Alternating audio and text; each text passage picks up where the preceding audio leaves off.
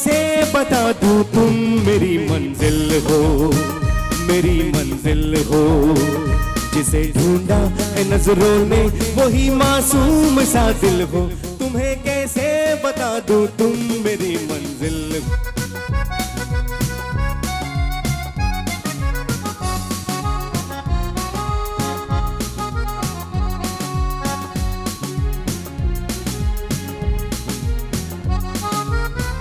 मुझे इस हाल में देखा तो होठों पर हंसी आई। चलो कुछ तो किसी के काम अपनी बेबसी आई। ओ मुझे इस हाल में देखा तो होठों पर हंसी आई। चलो कुछ तो किसी के काम अपनी बेबसी आई। मेरी हालत पे हंसते हो बड़े संगदिल हो, बड़े संगदिल हो। जिसे ढूंढा है नजरों ने वही मासूम सा दिल हो। तुम्हें कैसे बता दूं तुम मेरी मंजिल हो, मेरी मंजिल हो। जिसे ढूंढा है नजरों ने वही मासूम सा दिल हो। तुम्हें कैसे बता दूं तुम मेरी मंजिल हो, मेरी मंजिल हो। आज बड़े मज़े का शो है। बहुत सारे ऐसे लोग हैं जिनको मैंने देखा है, जिनको मैंने सुना है, जिनके शोज़ को मैंने होस्ट किया है और उनको मैंने बुलाया है। लाखों लोगों को उनके पीछे जाते हुए देखा है। तो आज जैसे बहुत सारे लोगों से आपकी मुलाकात करवाऊंगा। फिल्म इंडस्ट्री का गोल्डन एरा और इसके साथ साथ जो टीवी इंडस्ट्री है उसका एक बहुत बड़ा अहद जो है वो भी आज हमारे साथ होगा। Then of course there are two sisters और इनके बारे में हमेशा मैं ये कहता हूँ कि दे जस्ट ब्रिलियंट। आप इनको किसी भी दौर में सुने, कभी भी सुने, आपको ये बहुत अच्छी लगेंगी। लेकिन सबसे बड़ी बात ये, thank you for watching us, thank you for making sure कि आपको हमारा शो पसंद आए। एक छोटा सा पैकेज है, पहले हम उस पर चलते हैं, फिर इसके बाद अपने गेस्ट को बुलाएंगे और फिर बातचीत शुरू करते हैं। आपकी कॉल्स का मुझे इंतजार रहेगा। Please watch this first. करनी चाहिए क्योंकि ये हमें मुस्तकबिल की राह दिखाता है। All right, G, once again, welcome back and finally we figured everything out. तो मुझे लगता है कि कभी-कभी बस ऐसा हो जाता है। आज हमारे साथ सबसे पहले जहारा हाई साहिबा हैं। अस्सलाम वालेकुम मैम, कैसी हैं आप? ठीक ठाक? जीते रहो। बिल्कुल आप थोड़ी सी मुझे कमजोर लग रही हैं। Is everything okay with you? गर्मी भी है। गर्मी तो है। हाँ, गर्मी तो है। वो भी है और भी वक्त के साथ साथ इंसान वैसा तो नहीं रहता जैसे कि तुम हो माशाल्लाह। जैसे कि मैं हूँ। ओके, हाँ ये भी बात है। इनके साथ मैंने 2 ड्रामे किए हैं। हाँ, और मेरी मदर का कैरेक्टर उन्होंने किया था। थैंक यू वेरी मच, बहुत बहुत शुक्रिया। मैं अभी यही इनको बता रही थी कि जब ये शुरू तो मेरे ख्याल से उस वक्त आए थे अमेरिका से आया था। जी बिल्कुल। और हमने बड़े अच्छे मज़ेदार ड्रामे थे। हाँ, they were really good, they were really good. Shabana and Shazia Kausar is here. अस्सलाम वालेकुम जी टू बोथ ऑफ यू। आप लोगों पे कोई वक्त असर नहीं करता, मतलब जेन्युइनली आप पहले की आपकी वीडियोस देखो, आप तब भी ऐसे ही हो, आप आज देखो तब भी ऐसे ही हो, आज से 50 साल के बाद भी इंशाल्लाह हम में से कोई नहीं होगा बट आप लोग जरूर होंगे। And you exactly like this. Why? क्या करते हैं आप लोग? ब्लेसेस हैं साहिर। नहीं, हम लोग डाके मार के नहीं आते। नहीं ऐसी कोई बात नहीं है। We don't steal. ये ऐसी कोई बात नहीं है। एक्चुअली बड़ों की इज़्ज़त करते हैं और उनकी दुआएं बहुत सारी हैं, तो कहीं ना कहीं शायद यही असर होगा, अदरवाइज तो कुछ भी नहीं। Exactly. अच्छा, क्या लगता क्या है पहले का दौर अगर कंपेयर करें, आज का दौर कंपेयर करें, हाउ डू यू फील?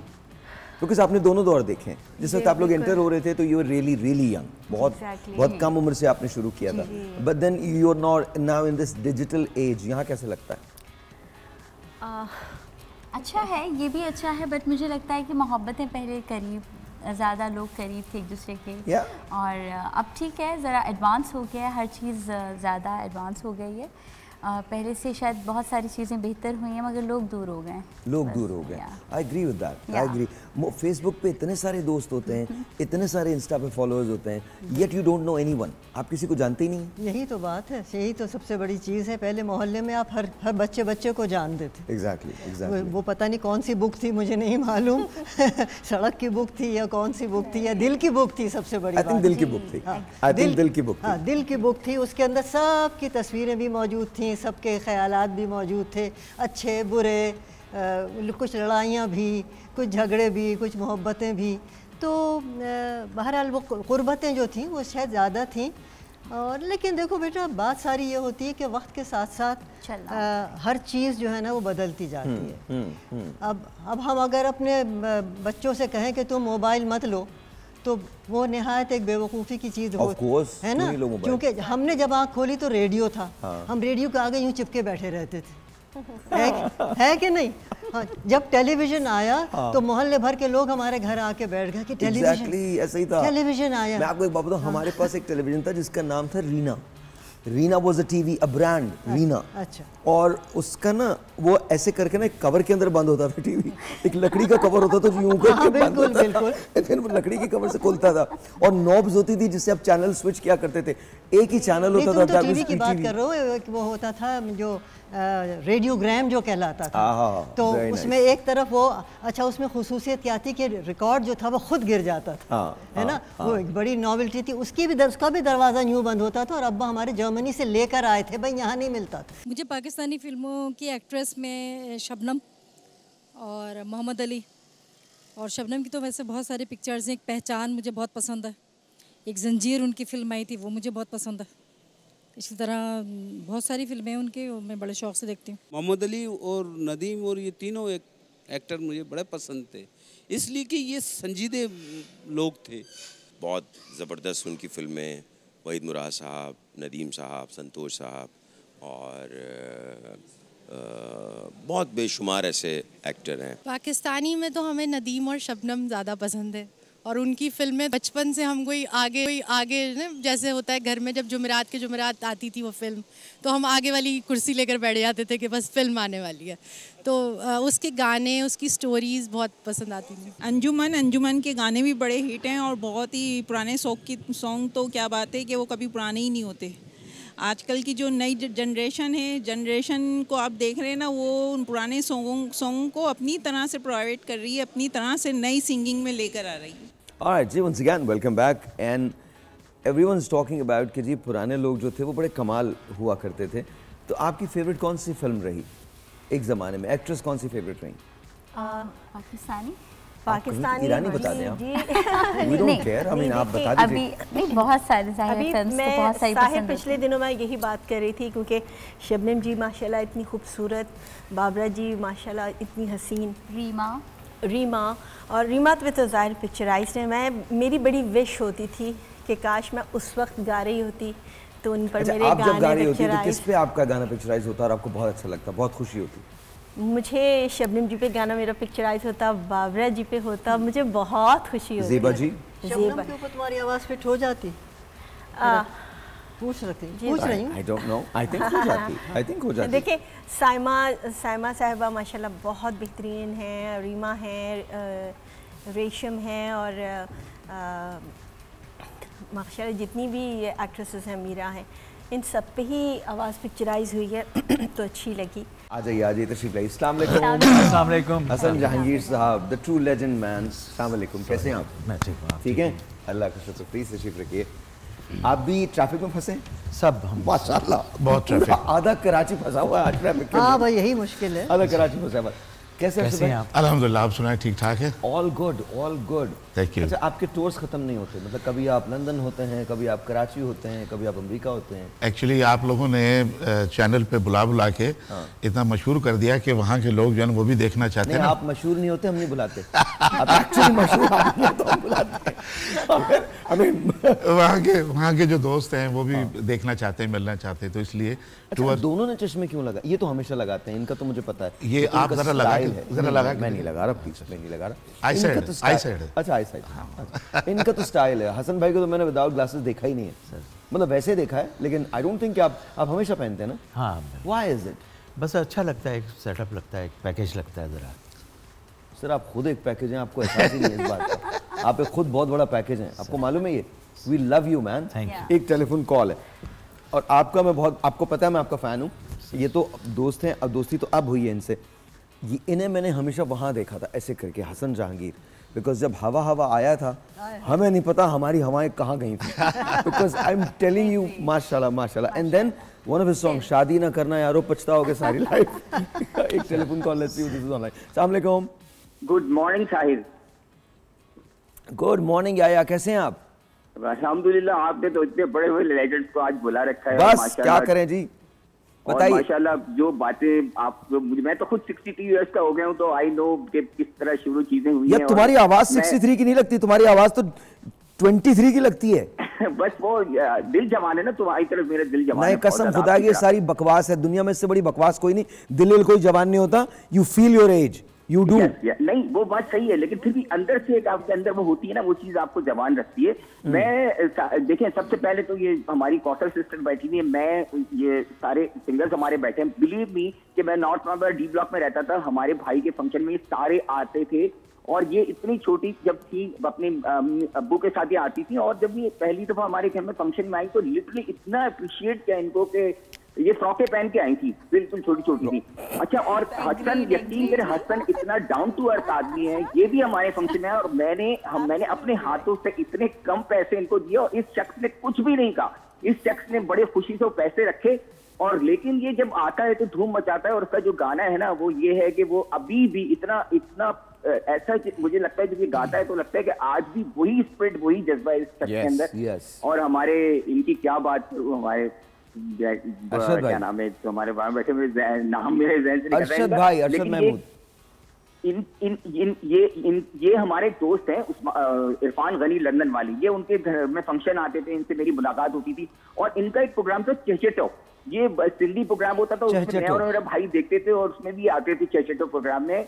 और मतलब इनका जो एक गाना है, मैं इनसे रिक्वेस्ट भी करूंगा कि वो शाम का एक पहर मेरे नाम कर दो, वो मैं चाहता हूँ सिंधी और उर्दू दोनों में हो सके तो मेरा एक शायद मैं एक बात कहना चाहता हूँ, क्योंकि लंबी कॉल हो जाएगी। मैं सिर्फ इतना कहता हूँ, जो हमारे पास गोल्डन मेमोरीज है ना, वो बचपन की यादें हैं, जो हम साइकिल चला के खुशियां हमें हासिल होती थी, वो शायद अब बड़ी बड़ी चीजें लेके लोग। सर मैं ब्रेक लेता हूँ याया, thank you so very much, मुझे ब्रेक पे जाना है। I love you man for calling us, thank you so very much. जब वापस आते हैं तो इन्हीं से सुनेंगे ना, हो सके तो मेरा एक काम करो, ब्रेक के बाद।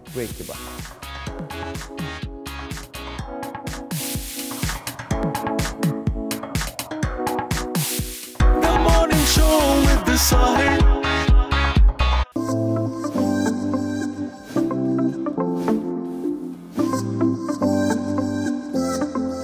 घरेलू नुस्खे तिब्बी मसाइल के लिए बेहतरीन साबित होते हैं। ये न सिर्फ माशरती तौर पर कम लागत के होते हैं, बल्कि इनमें इस्तेमाल होने वाले अनासिर तिब्बी खवास भी सेहत के लिए फायदेमंद साबित होते हैं। घरेलू नुस्खे इस्तेमाल करके मुख्तलिफ बीमारियों से निजात हासिल की जा सकती है, जैसे कि जल्दी मसाइल, जुकाम, दमा और हड्डियों के दर्द। इन नुस्खों के इस्तेमाल से इलाज के लिए हर किसी के लिए आसानी से दस्तयाब हल फराहम होता है।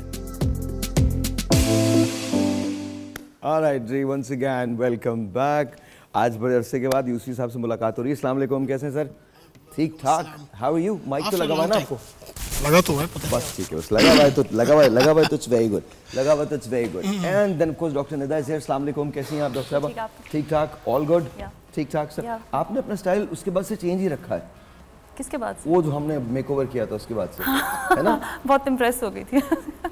नहीं, हम भी बहुत इम्प्रेस हैं। That's really good, that's really good. Umme Raheel मौजूद हैं। अस्सलाम वालेकुम, कैसी हैं आप? ठीक ठाक, बहुत बहुत शुक्रिया तशरीफ लाने का। And of course the one and the only Shah Nazir sahab मौजूद हैं। कैसे हैं शाह साहब? अल्लाह का शुक्र। आज तो आपके घर में बड़ा रश होगा? नहीं, क्योंकि जुमे का दिन है। हाँ, वो तो नमाज के टाइम। जी, नमाज के टाइम पे तो आज इनके अपने ही घर में जमात होती है।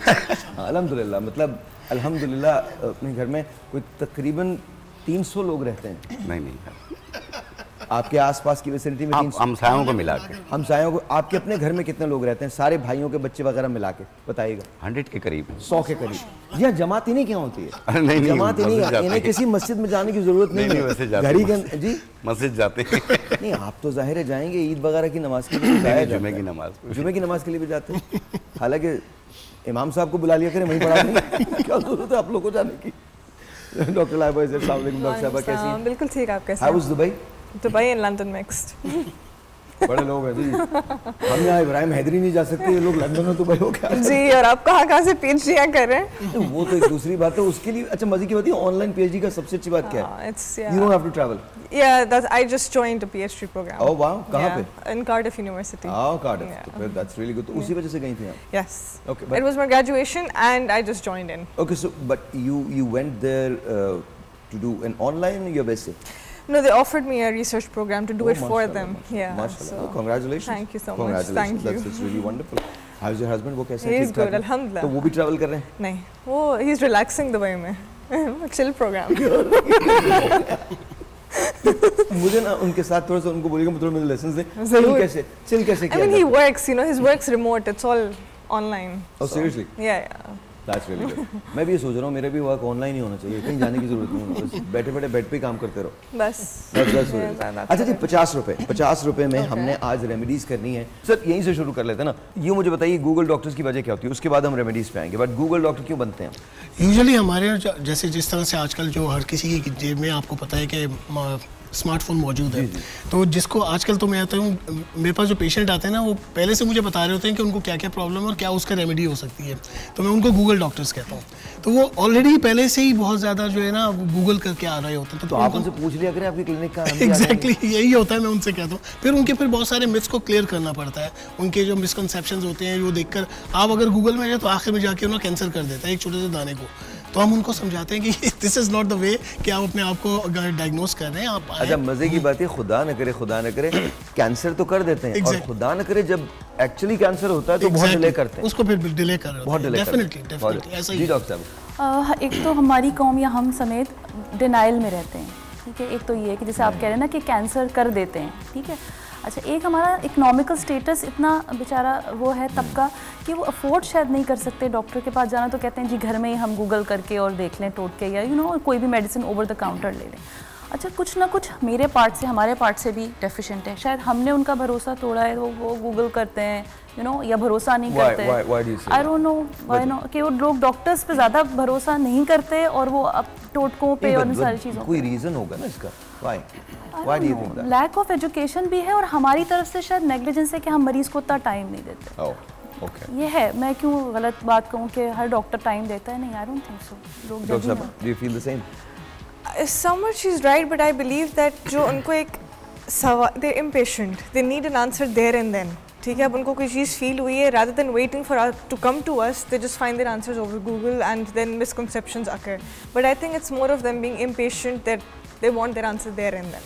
जी इरशाद. देखें उसमें ये है कि जब गूगल सर्च करते हैं तो उसके बाद ये है कि जब अपने आप को बिगाड़ लेते हैं ना तो फिर उसके बाद आते हैं, जो कि गलत तरीका है. और बाज़ उस महंगाई की वजह से जैसे हिकमत में कहा जाता है कि हिकमत का इलाज थोड़ा सा मतलब इलोंगेटेड होता है, थोड़ा सा देर से होता है, देर से असर करता है. तो आपके पास भी लोग आके कहते हैं झटपट हो जाए फौरन? नहीं, 24 घंटे में रिजल्ट मिल जाता है उनको. अच्छा, मेरी वजह ये है कि अगर चीज़ें ओरिजिनल हों तो ओके जी हाँ, तो उसमें 24 घंटे में रिजल्ट मिलता है उन्हें.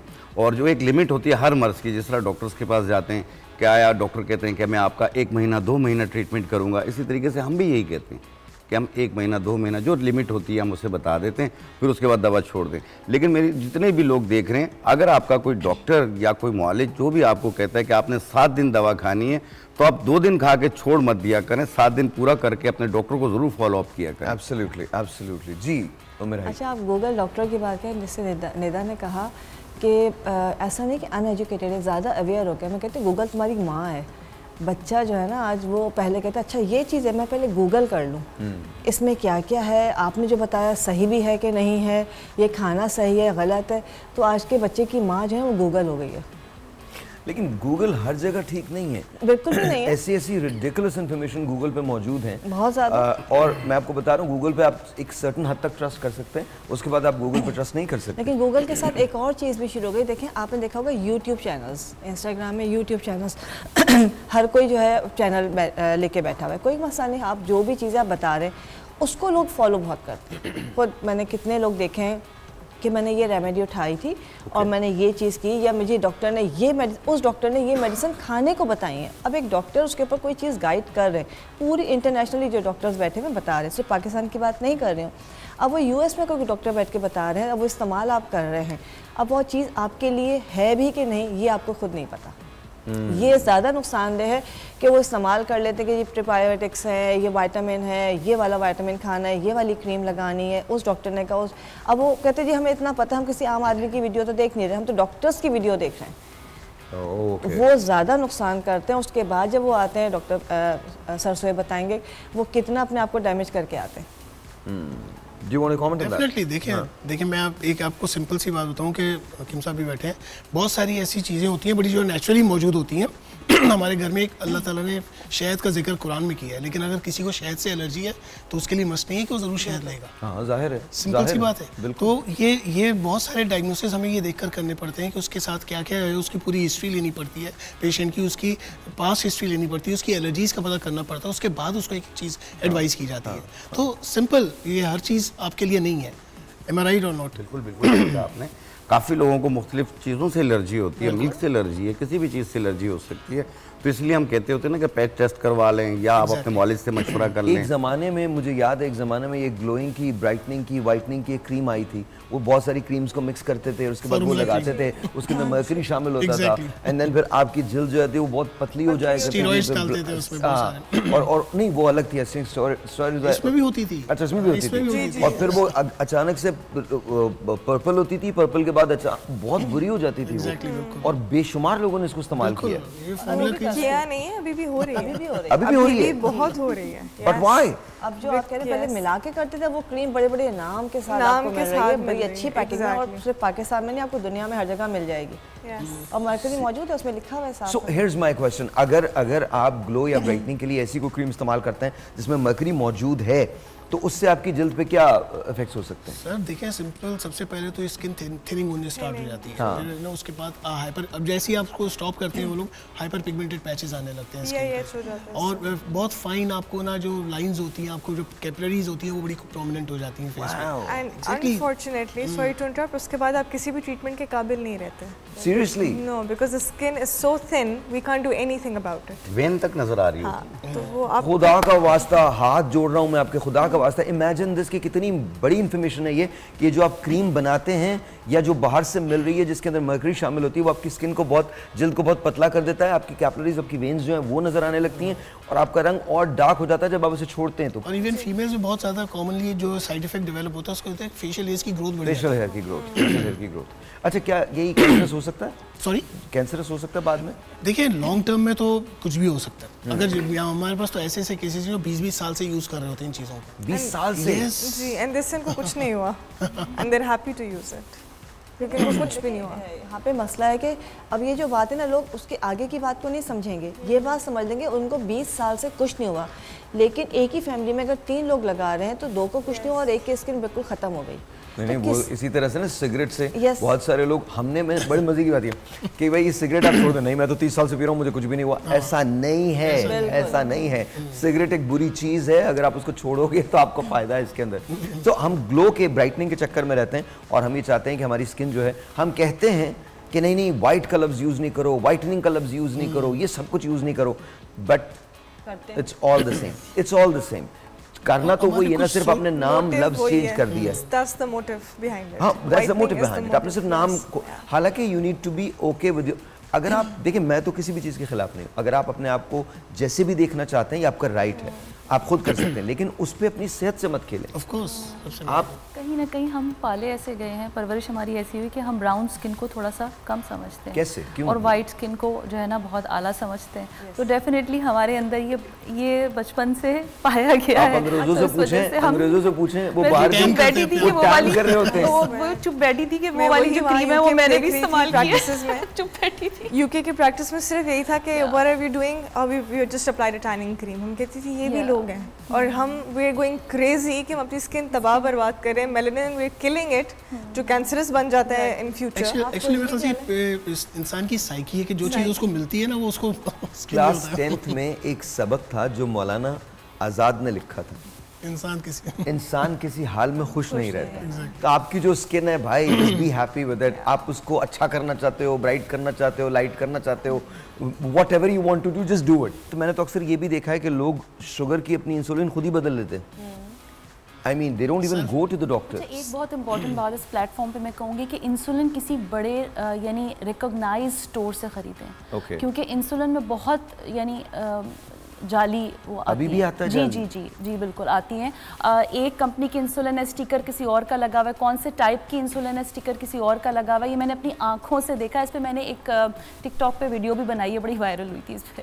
तो ये इम्पॉर्टेंट है क्योंकि लोग इमरजेंसी में लैंड होते हैं, हम सोच रहे हैं 24 यूनिट किसी और इंसुलिन के, वो लगा रहे हैं 24 यूनिट किसी और इंसुलिन के, वो अचानक हाइपोग्लाइसीमिया हो गया और वो इमरजेंसी में लैंड कर रहे हैं। तो किसी बड़े अस्पताल की फार्मेसी या किसी बड़ी रिकॉग्नाइज्ड फार्मेसी से आप इंसुलिन खरीदें।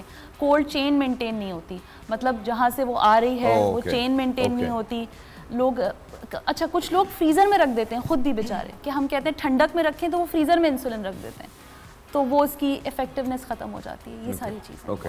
तो आपको टेम्परेचर जो है वो मेंटेन करना है इंसुलिन का, प्लस जहाँ से आप ख़रीद रहे हैं वो कोई रिकग्नाइज्ड फार्मेसी होनी चाहिए या फिर किसी बहुत बड़े अस्पताल की फार्मेसी होनी चाहिए। एंड प्लीज़ डॉक्टर से कंसल्ट करते रहें। एक ब्रेक लेते हैं, ब्रेक के बाद बात करते हैं।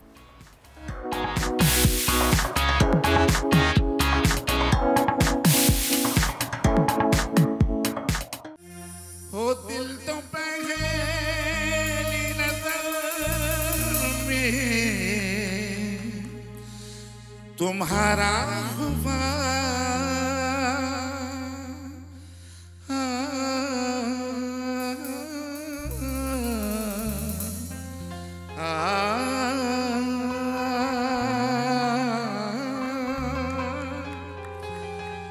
हो दिल तो पहली नजर में तुम्हारा हुआ, तुम खुद जीते हुए और मैं हारा हुआ। मेरे जज्बात का एहतराम करो, मेरे जज्बात का एहतराम करो। शाम का एक पहर, शाम का एक पहर मेरे नाम करो। हो सके तो मेरा एक काम करो।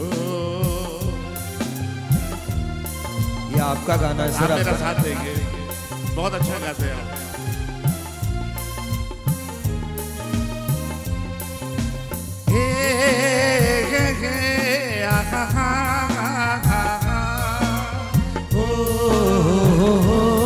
ला ला ला ला ला।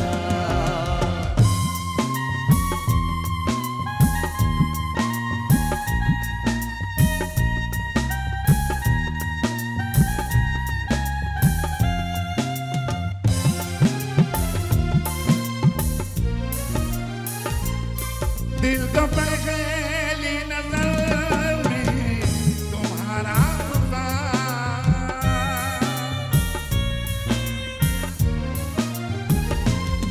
दिल तो पहली नजर में तुम्हारा हुआ। तुम हो जीते हुए और मैं हारा हुआ।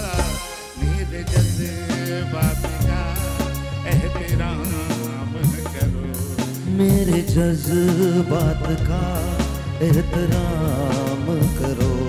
शाम का एक पहर मेरे नाम करो।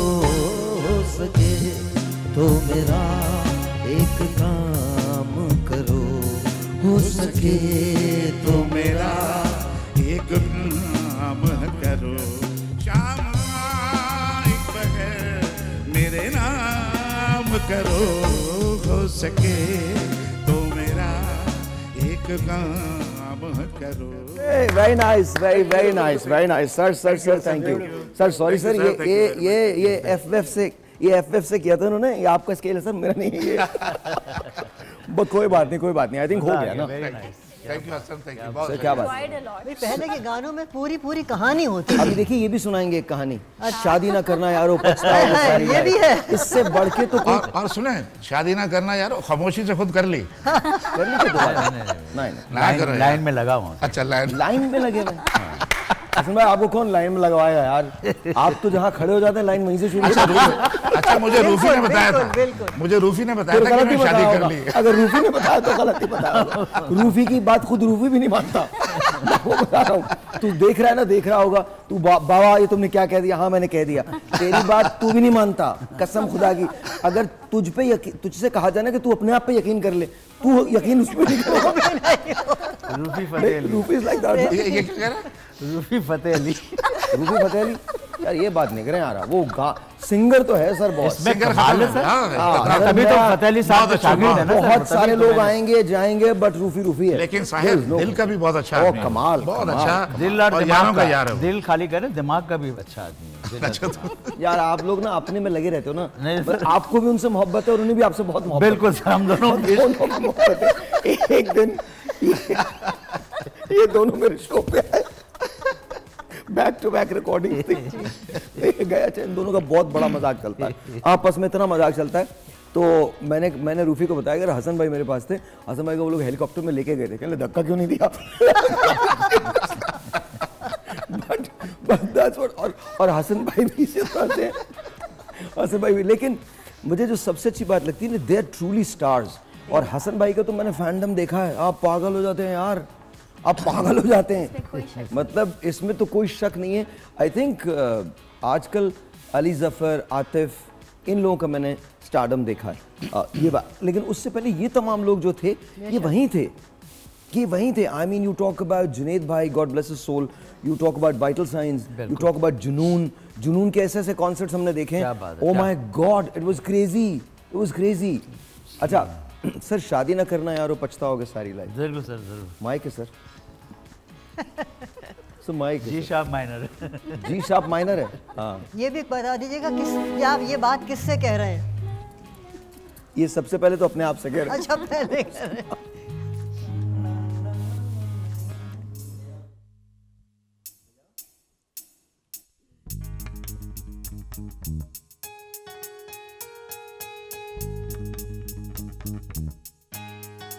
सारे कमारो आओ सुनो मेरी बात, सुनो जरा गौर से, ध्यान से ओ यार सुनो। हिप हॉप नाचो गाओ हंसो खेलो तुम, हिप हॉप नाचो गाओ मौज करो तुम, हिप हॉप नाचो गाओ खाओ पियो तुम, हिप हॉप नाचो गाओ घूमो फिरो तुम। But I'm gonna tell Mr. Everybody, शादी न करना यारो, पछताओगे सारी लाइफ। शादी न करना यारो, पछताओगे सारी लाइफ। हिप हॉप नाचो गाओ हंसो खेलो तुम, हिप हॉप नाचो गाओ मौज करो तुम, हिप हॉप नाचो गाओ खाओ पियो तुम, हिप हॉप नाचो गाओ घूमो फिरो तुम। But I'm gonna tell Mr. Everybody, शादी न करना यारो, पछताओगे सारी लाइफ।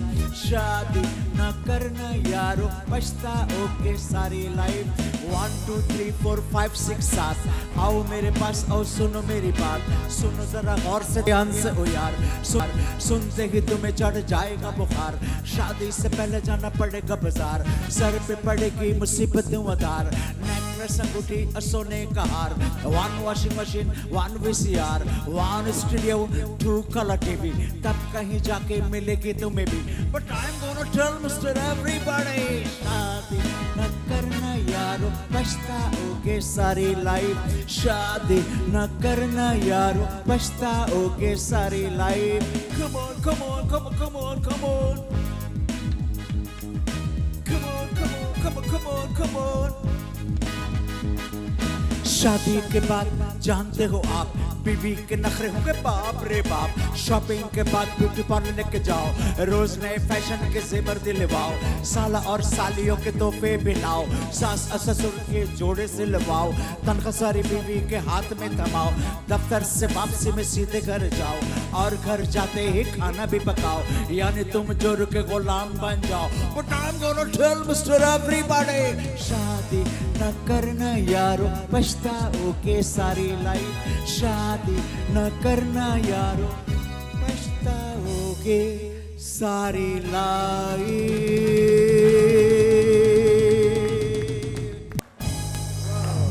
हसन भाई, तो ये वाकया जो आपके साथ हुआ, इसके बाद लिखा था आपने ये वाकया, ये गाना?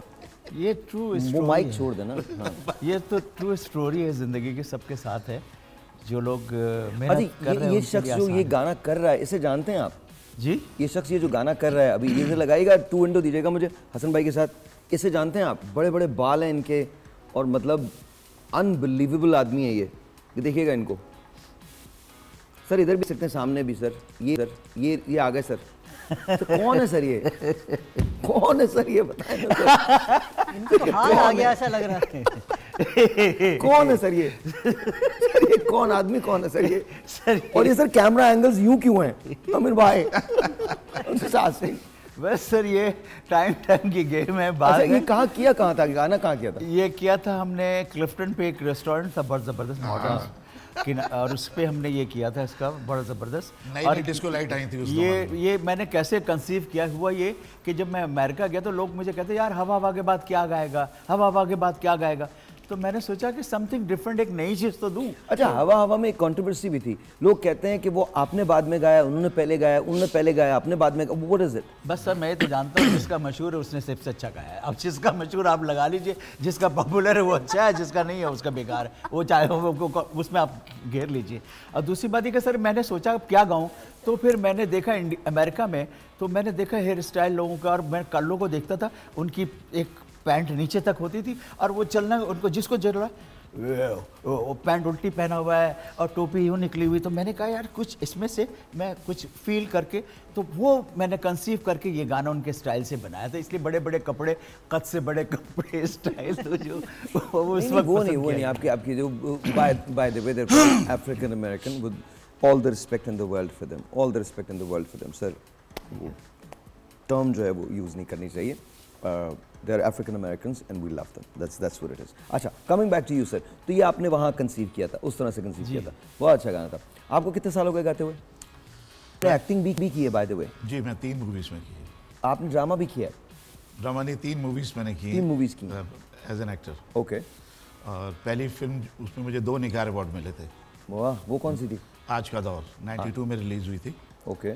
और उसमें शबाना के गाने थे मेरे साथ और हुमैरा चन्ना के थे। इनके गाने आप पे पिक्चराइज हुए थे? नहीं, मुझ पे नहीं, मेरी फिल्म में थे। I'm just asking ना, हो सकता है शबाना ने गाया। कमाल अहमद साहब का म्यूजिक था। असलम नाथा साहब की फिल्म थी। Very nice. हीरोइन कौन थी आपकी? हीरोइन मेरे साथ तो थी जोया भट्ट, और वैसे उस फिल्म में एक और हीरोइन भी थी रूबी नियाजी। और वो किसके साथ थी? वो थी ज़ेब खान के साथ। अच्छा, ओके। ज़ेब खान पेशावर के बहुत पेशावर टेलीविजन के आर्टिस्ट थे। और एक गाना मेरा जो पूरी दुनिया के अंदर बहुत ज़्यादा, जो सबसे पहला मेरा प्लेबैक सिंगिंग मेरा जो नाम हुआ जिस गाने से, उस गाने में भी शबाना मेरे साथ थी।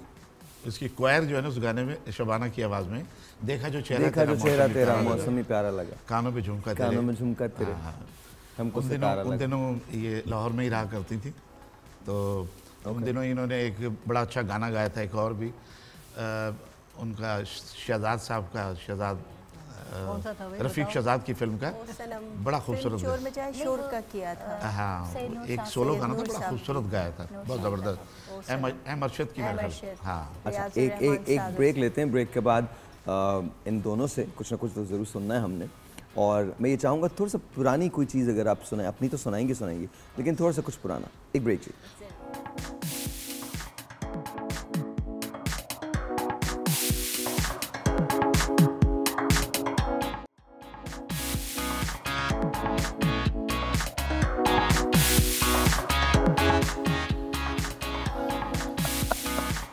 जी बहुत शुक्रिया आपका। आप अपने सर पे क्या कर रहे हैं? ये उसको सर पे गर्मी लग रही है, वो हवा दे रहा है अपने सर को।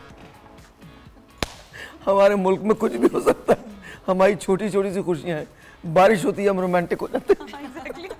फिर आपकी वाली बात शायरियाँ शुरू हो जाती हैं, मोहब्बतें शुरू हो जाती हैं। गाड़ी में एक रोमांटिक गाना लगा देती हूँ। वो देखें, आप दूर क्यों जा रहे हैं? गाड़ी में एक रोमांटिक गाना लगा देती हूँ। There you go। गाड़ी में रोमांटिक। अच्छा, मजे की बात है, पकौड़े जरूर बनते हैं। आई डोंट नो बारिश से पकौड़ों का क्या रिश्ता है, लेकिन जरूर बनते हैं। पैदाइशी रिश्ता है। पैदाइशी रिश्ता है ना, that's what it is। But अच्छा, तो हम जो बात कर रहे थे कि इस तरह से शुगर की वजह से ये सब कुछ हो जाता है, तो किस मकाम पे डॉक्टर के पास जाना चाहिए, कंसल्ट करना चाहिए? देखिए, you guys can jump in, all of you. I was just about to, I'm sorry to barge in, it's not my domain though, but I think a lot of people don't know when they're hypoglycemic, and that's even more dangerous, I guess, comparative to hyper, because उसके symptoms are more evident, right? अगर कोई insulin लगाता है, खास तौर पे जैसे अभी उन्होंने कॉल की, तो ऐसे लोगों को खाना स्किप नहीं करना चाहिए, एक बात। दूसरी बात है, कभी भी अनयूजुअल सिम्टम आए, जैसे कि घबराहट हो, पसीना आए, कोई भी अनयूजुअल कि मैं सही फील नहीं करा, चक्राहट, कोई चक्कर आए, तो फ़ौरन घर वाले भी अवेयर होने चाहिए। शुगर की मशीन ज़रूर होनी चाहिए कि शुगर आप अपनी चेक करें कि शुगर क्या हो रही है। हाइपोग्लाइसीमिया यानी शुगर का लो होना ज़्यादा खतरनाक है, फ़ौरन शुगर का हाई होना ज़्यादा है। एक second, I am jumping in, I am really sorry. हम शुगर पे बात करें, देखिए कुछ लोग इसलिए नहीं शुगर को टेस्ट कर पाते क्योंकि स्ट्रिप्स बहुत महंगी हैं। Then what do we do? अगर स्ट्रिप्स महंगी है ना तो एटलीस्ट आप कम से कम, जैसे हमारे पास, जैसे मैं जिस अस्पताल में काम करती हूँ, मुफ्त यानी आपको इंसुलिन भी मिलती है, मुफ्त आपकी शुगर भी चेक हो रही होती है, तो एटलीस्ट आप महीने 2 महीने में डॉक्टर के पास आके नहीं, अगर आप डेली आना चाहें तो डेली आ सकते हैं। डेली आ सकते हैं, यस। एक telephone call, let's C who this is online. अस्सलाम वालेकुम। जी वालेकुम सलाम, कैसे हैं आप? आई एम गुड, आप कैसी हैं? जी मैं ठीक हूँ। मैं महनाज बात कर रही हूँ सादकाबाद से। जी महनाज जी, सबसे पहले तो आपके लिए एक शेर था छोटा सा। मेरे लिए? श्योर। जी इरशाद। सदा सलामत रहे तेरी ये आदत मुस्कुराने की, सदा सलामत रहे तेरी ये आदत मुस्कुराने की, तेरा दिल समेट ले हर खुशी ज़माने की। थैंक यू, बहुत बहुत शुक्रिया, I appreciate it, thank you ma'am, बहुत बहुत शुक्रिया। जी बस आपसे बात करके बहुत अच्छा लगता है। तो शाह नज़ीर साहब आए हैं। शाह नज़ीर साहब बात कीजिए। जी अस्सलाम वालेकुम। जी वालेकुम सलाम, कैसे हैं आप? अल्लाह का शुक्र। जी मैंने पूछना था हेयर के बारे में, मतलब हेयर की मतलब ग्रोथ तो है, तो मतलब थोड़े से गिर रहे हैं और बाल लंबे करने के लिए ना कोई टिप्स बता दें। ठीक है बेटा, मैं भी बता देता हूँ। ऑयल बता दें, मतलब ना जी बिल्कुल लगाने से ग्रोथ अच्छी हो इंशाल्लाह। जी इरशाद। बाल देखिए, बाल मुस्कुरा क्यों रहे इतना? नहीं, आप जिस तरह कह रहे हैं इरशाद, अरे इरशाद बालों तक चली गई तो इसलिए मुस्कुराहट से बालों तक सही बात है। ये सिर्फ इनका नहीं, काफ़ी लोगों का मसला है कि बाल गिर रहे होते हैं, बाल गिरते हैं, बाल पतले हो रहे होते हैं, दो मुँह हो रहे होते हैं, फ्रंट खाली हो रही होती है। तो बाज़ होता है ख़ानदानी बाल गिर रहे होते हैं, एक ख़ानदान के बगैर होता है जो मौसम की वजह से या पानी की खारा पानी होता है। बाल नोचने की वजह से भी गिर जाते हैं। बाल नोचने की वजह से भी आप या तो कोई आपके नोच रहा हो या आप अपने खुद ही नोच रहे हो बैठे बैठे। Actually a disease. It's a disease. It's psychological disease. जो actually लोग अपने बाल खुद ट्रैक्शन एलोपेशिया कहते हैं। अच्छा, I don't think I should be talking to you guys now. मैं तो मजाक कर रहा था भाई।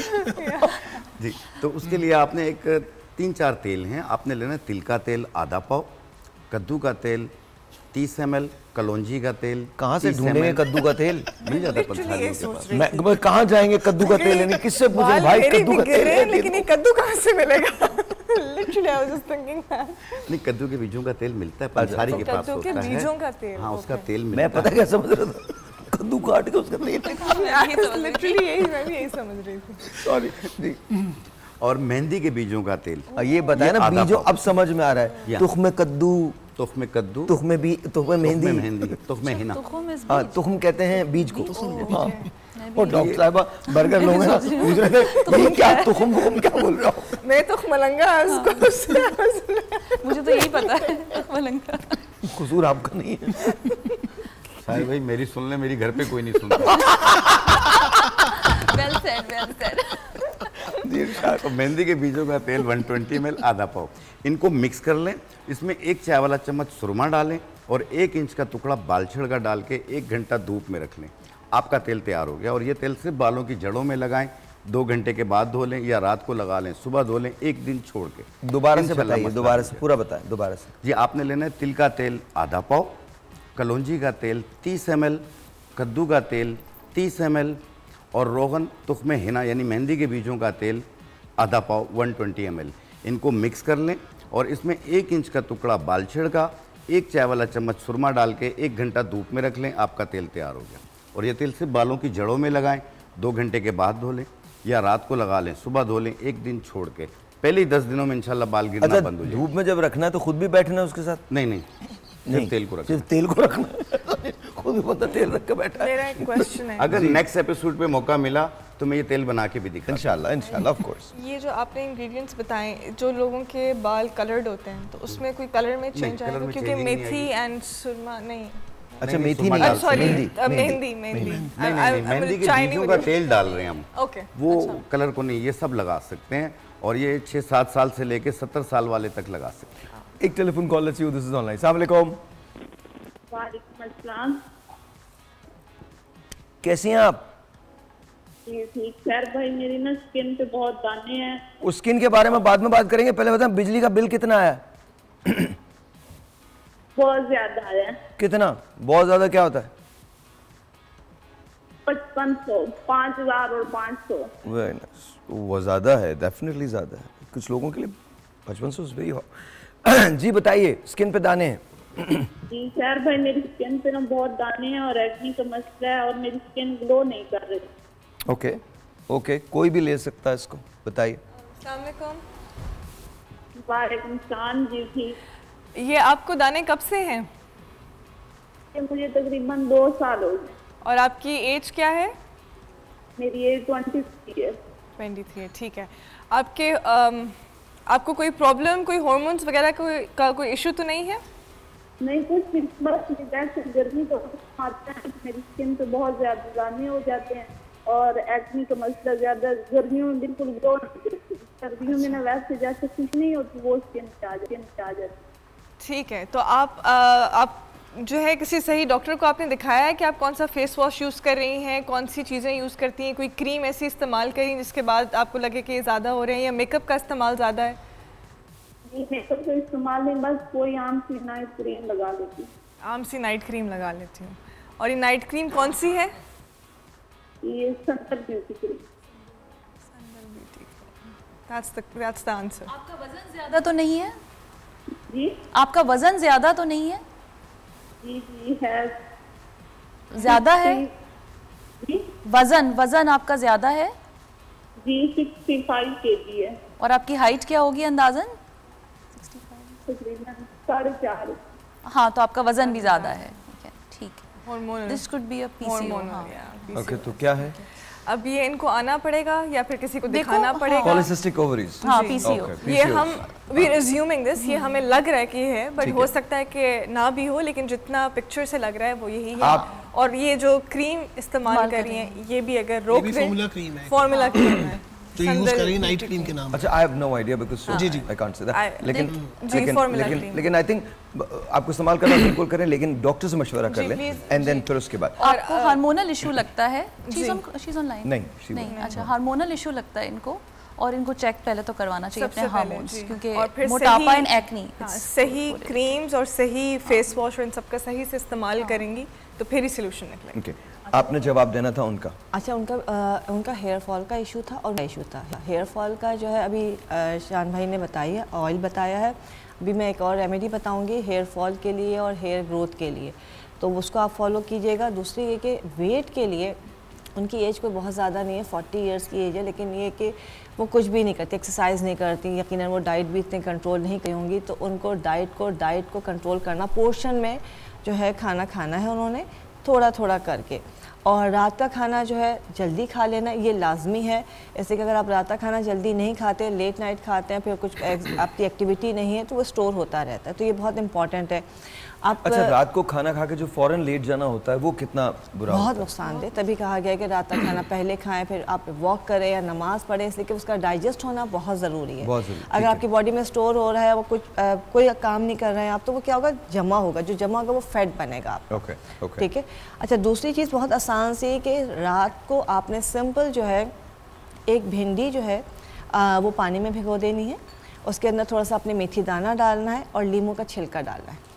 ठीक है, ये रात को भिगो के सुबह अपने निहार मुँह इसको पी लेना है। तकरीबन 8 से 10 दिन इसको इस्तेमाल करना है, साथ में डाइट कंट्रोल करनी है। तो इंशाल्लाह आपका जो वेट, आपने कहा बॉडी बहुत लूज़ है और बॉडी वाटर रिटेंशन को ज़्यादा है, तो फ़िलहाल ये कीजिए, लेकिन डॉक्टर से कंसल्ट कीजिए। उसके अलावा प्रॉपर डाइट को और उसको जो भी मेडिसिन या आपको रूटीन बताया जाए उसको फॉलो कीजिए।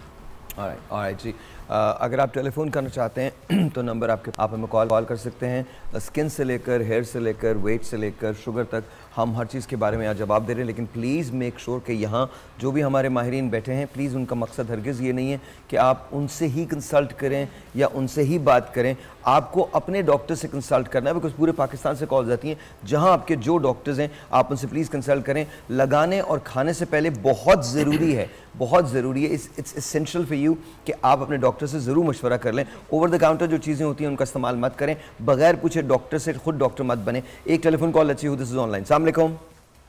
वालेकुम सलाम जी। सहर भाई, आपसे एक बात करनी थी। Yes ma'am. कि मुझे एक्नी है बहुत ज़्यादा, स्किन पे ग्लो नहीं है, तो डॉक्टर साहब आए इनसे पूछे। 34 मेरी एज है। 34 आपकी एज डॉक्टर साहब? जी, स्किन पे दाने निकलते हैं और साथ ही जो है वो निशान छोड़ जाते हैं। निशान की वजह से स्किन बहुत पीली हुई है, ग्लो बिल्कुल भी नहीं है स्किन पे, और स्किन इतनी ख़राब है कि दाना निकलता है वहाँ पे लगता है कि छाई बन गई है, यानी कि इस तरह के दाग पूरे फेस पे बने हुए हैं। और ओपन पोर्स का भी इशू आ रहा है बहुत ज़्यादा। अब थोड़े दिनों में स्कूल खुलने वाले हैं तो स्किन इतनी ख़राब है कि मतलब घर से बाहर निकलने के लिए भी शर्मिंदगी हो रही है कि कैसे निकले, क्योंकि स्किन है ही नहीं इस तरह, बिल्कुल टैन। अच्छा, पहले मैं सिर्फ एक बात का जवाब दूंगा, उसके बाद डॉक्टर साहब से बात करेंगे।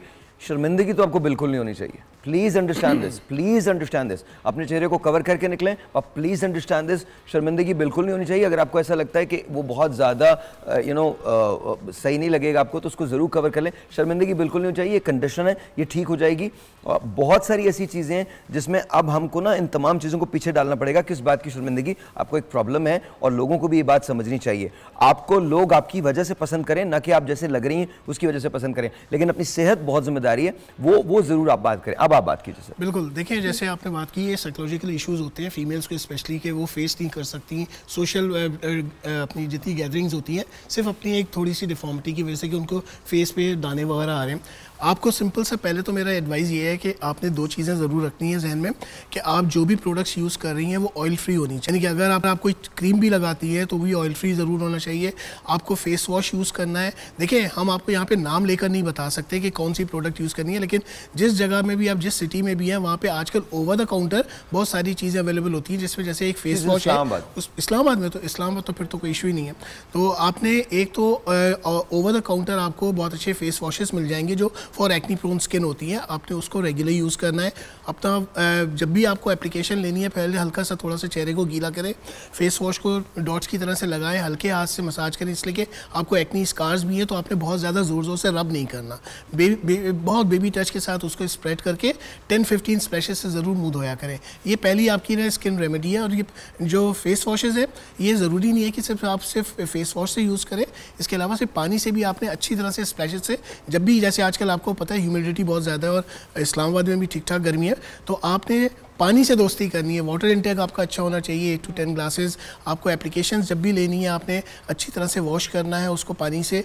फिर इसके बाद अगर आपको एक्नी और एक्नी स्कार्स हैं, तो मेरा एडवाइस होगा कि इस्लामाबाद में बहुत अच्छे डर्मेटोलॉजिस्ट अवेलेबल हैं, आप उनके पास जाइए, वो आपको उसकी मेडिसिन बताएंगे जो आपकी स्किन के लिए, आपके लिए बेहतर होंगी। मुझे ब्रेक लेनी। Yes please. ब्रेक पे जाते हैं, ब्रेक के बाद ले लीजिएगा। वैसे भी हमारी तो पानी से बड़ी दोस्ती है, बिजली का बिल हो, बच्चों के स्कूल की फीस हो, या फिर मतलब घर का रेंट हो, जैसे ही देखते हैं आंखों से पानी बहना शुरू हो जाता है। ब्रेक है जी, मिलते हैं ब्रेक के बाद।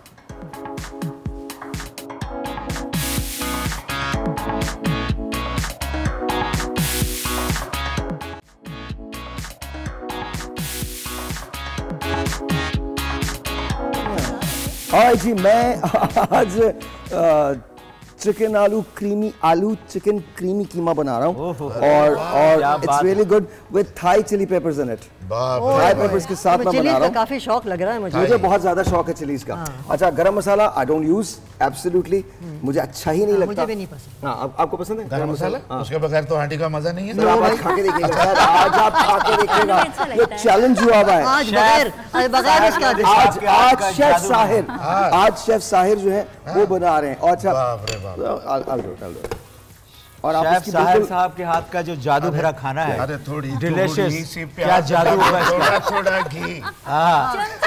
फिल्म का नाम बताइए, फिल्म का नाम कौन सा है? नदीम साहब की फिल्म अनमोल। नहीं, घराना। ये खाना बनाना। प्याज डालो थोड़ा थोड़ा, और चमचे से उसको हिलाते जाओ। आज ये पता क्या होगा? हाँ जी, ओके। आग तेज कर दो, काली मिर्च डालो, काली मिर्च उसको पसंद नहीं है भाई। काली मिर्च तो पसंद है। नहीं, काली मिर्च भी नहीं पसंद, बिल्कुल सही कह रही हैं। No, I hate it, absolutely hate. साबुत तो बिल्कुल ही नहीं पसंद, कम वक्त मुंह में आती है।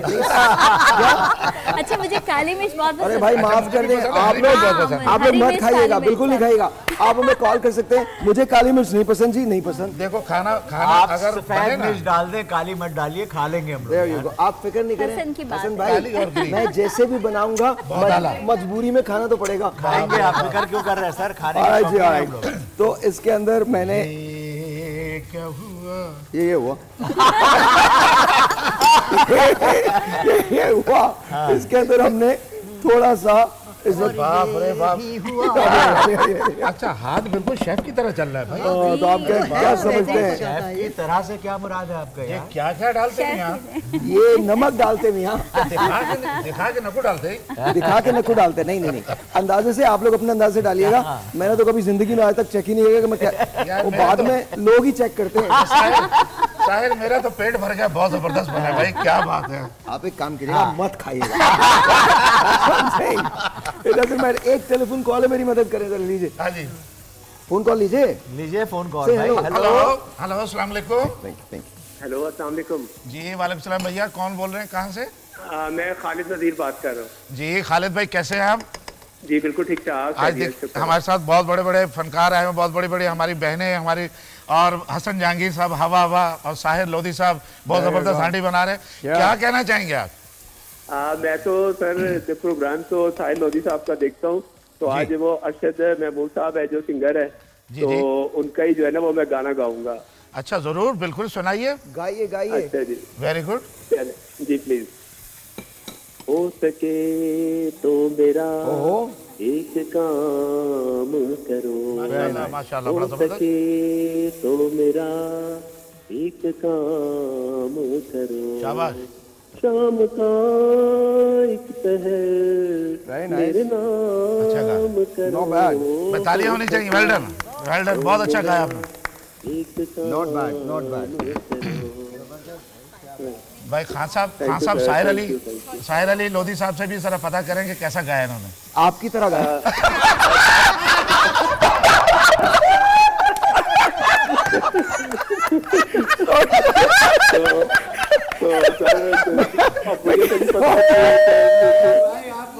चल रहे हैं सर, फुल चार्ज है आप। है ना? हाँ, ये मिर्चें लगाने में मैंने कोई ऐसी हाई वोल्टेज साहिर लोधी साहब। आप ये चेक करें, इन्होंने मुझसे पूछा कैसा गाया, मैंने बता दिया ऐसा गाया है जी। खालिद भाई बहुत अच्छा गाया आपने, जबरदस्त, बहुत अच्छा, बहुत अच्छा। और अगर और भी कोई गाना चाहता है तो प्लीज वो भी they can give us a call. हाँ, जितनी देर में हांडी बन रही है उतनी देर में गाना सुनाए। हांडी तो बन जाएगी। अच्छा एक बात है, खाने के बारे में सुनाएगा। हाँ, एक मैं आप सबसे ही सवाल करना चाहता हूँ, एंड एनीवन कैन आंसर। पुराने दौर की सबसे अच्छी क्या चीज लगा करती थी? The one thing that not खाना, एनीथिंग बट खाना।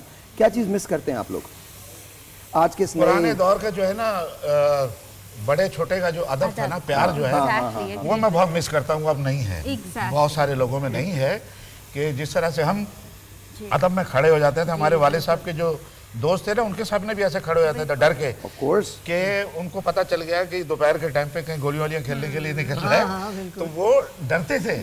और आप यकीन करें, आज भी मैंने तो, मुझे याद है कि सारी ज़िंदगी जो है, जब तक मैं वाले साहब जिंदा थे, मैंने कभी वाले साहब के सामने सर उठा के बात नहीं की। मैं ऐसे करके बात सुनता था, ऐसे करके उनका फरमान जो था सुना करता था। आज वो बच्चों के अंदर नहीं है। सर दोस्तों की कंपनी, फैमिली की कंपनी, फैमिली के जो एक होता था एटमॉस्फेयर, वो बड़ा मिस करते हैं। बिल्कुल। तो अभी जो फेसबुक है उसके बारे में क्या कहते हैं? फेसबुक पे बहुत सारे दोस्त हैं, लाइक्स भी होते हैं, इंस्टा पे होते हैं, फॉलोअर्स होते हैं, लेकिन इसके बावजूद ऐसा लगता है ना कि जैसे दोस्ती नहीं है। तन्हा कर दिया फेसबुक ने, तन्हाई कर दिया कि अकेले में सारा काम हो रहा है, खुद ही कर रहे हैं, खुद ही पढ़ रहे हैं, खुद ही देख रहे हैं, खुद ही महसूस कर रहे हैं। बाकी वो चीज़ें खत्म हो गई हैं कि जब हम छोटे होते थे तो बड़ी बहन को ईद कार्ड भेजना है, भाई को भी ईद कार्ड भेजना है, आपकी बर्थडे अब मुझे भेजना है तो पहले लोग केक लेके जाते थे घर। अब क्या है, व्हाट्सएप पे 2 केक भेज दिया। उसमें वो व्हाट्सएप पे ही कह देता था, वाह वाह वाह बहुत जबरदस्त है यार। हसन भाई को इस बात का दुख है कि अब केक नहीं आते। हसन भाई कॉल ले लें। जी हेलो, कौन बोल रहे हैं, कहाँ से? अस्सलाम वालेकुम। जी फरमाइए, कैसी हैं आप? ठीक हैं, खैरियत से हैं? मैं ठीक हूँ, आप कैसे हैं? Good morning to our guest. Very good morning. Good morning. बहुत अच्छा। हाँ जी, आज का प्रोग्राम बहुत अच्छा है। तो मेरी अम्मी भी प्रोग्राम देख रही हैं, उनकी एक फरमाइश थी, अगर आप पूरी कर दें तो। बोलिए, क्या फरमाइश थी? जी, मेरी अम्मी ये सॉन्ग सुनना चाह रही हैं, मैं तेरे अजनबी शहर में ढूंढता फिर रहा हूँ तुझे। वाह वाह वाह, मैं तेरे अजनबी शहर में क्या बात, ढूंढता फिर रहा हूँ तुझे। क्या बात है, मुझे बालम साहब क्या सुनाएं। अभी अभी हसन जावेद साहब सुना रहे हैं, ऐसे सुना दें। अच्छा, आप कैसे हैं? मैं बिल्कुल ठीक हूँ, आप कैसी हैं? जी मैं ठीक हूँ। ऑलराइट, मुस्कुराता रखते हैं। थैंक यू जी, बहुत बहुत शुक्रिया। अच्छा, अब मैं थोड़ा सा, मैंने आपको बताया था इसमें हम थोड़ी सी डिफरेंट चीजें यूज कर रहे हैं। थोड़ा सा आवाज दे, गाई मैं तेरे अजनबी शहर में ढूंढता फिर रहा हूँ तुझे। मुझको आवाज दे, मुझको आवाज दे, मैं तेरे अजनबी शहर में।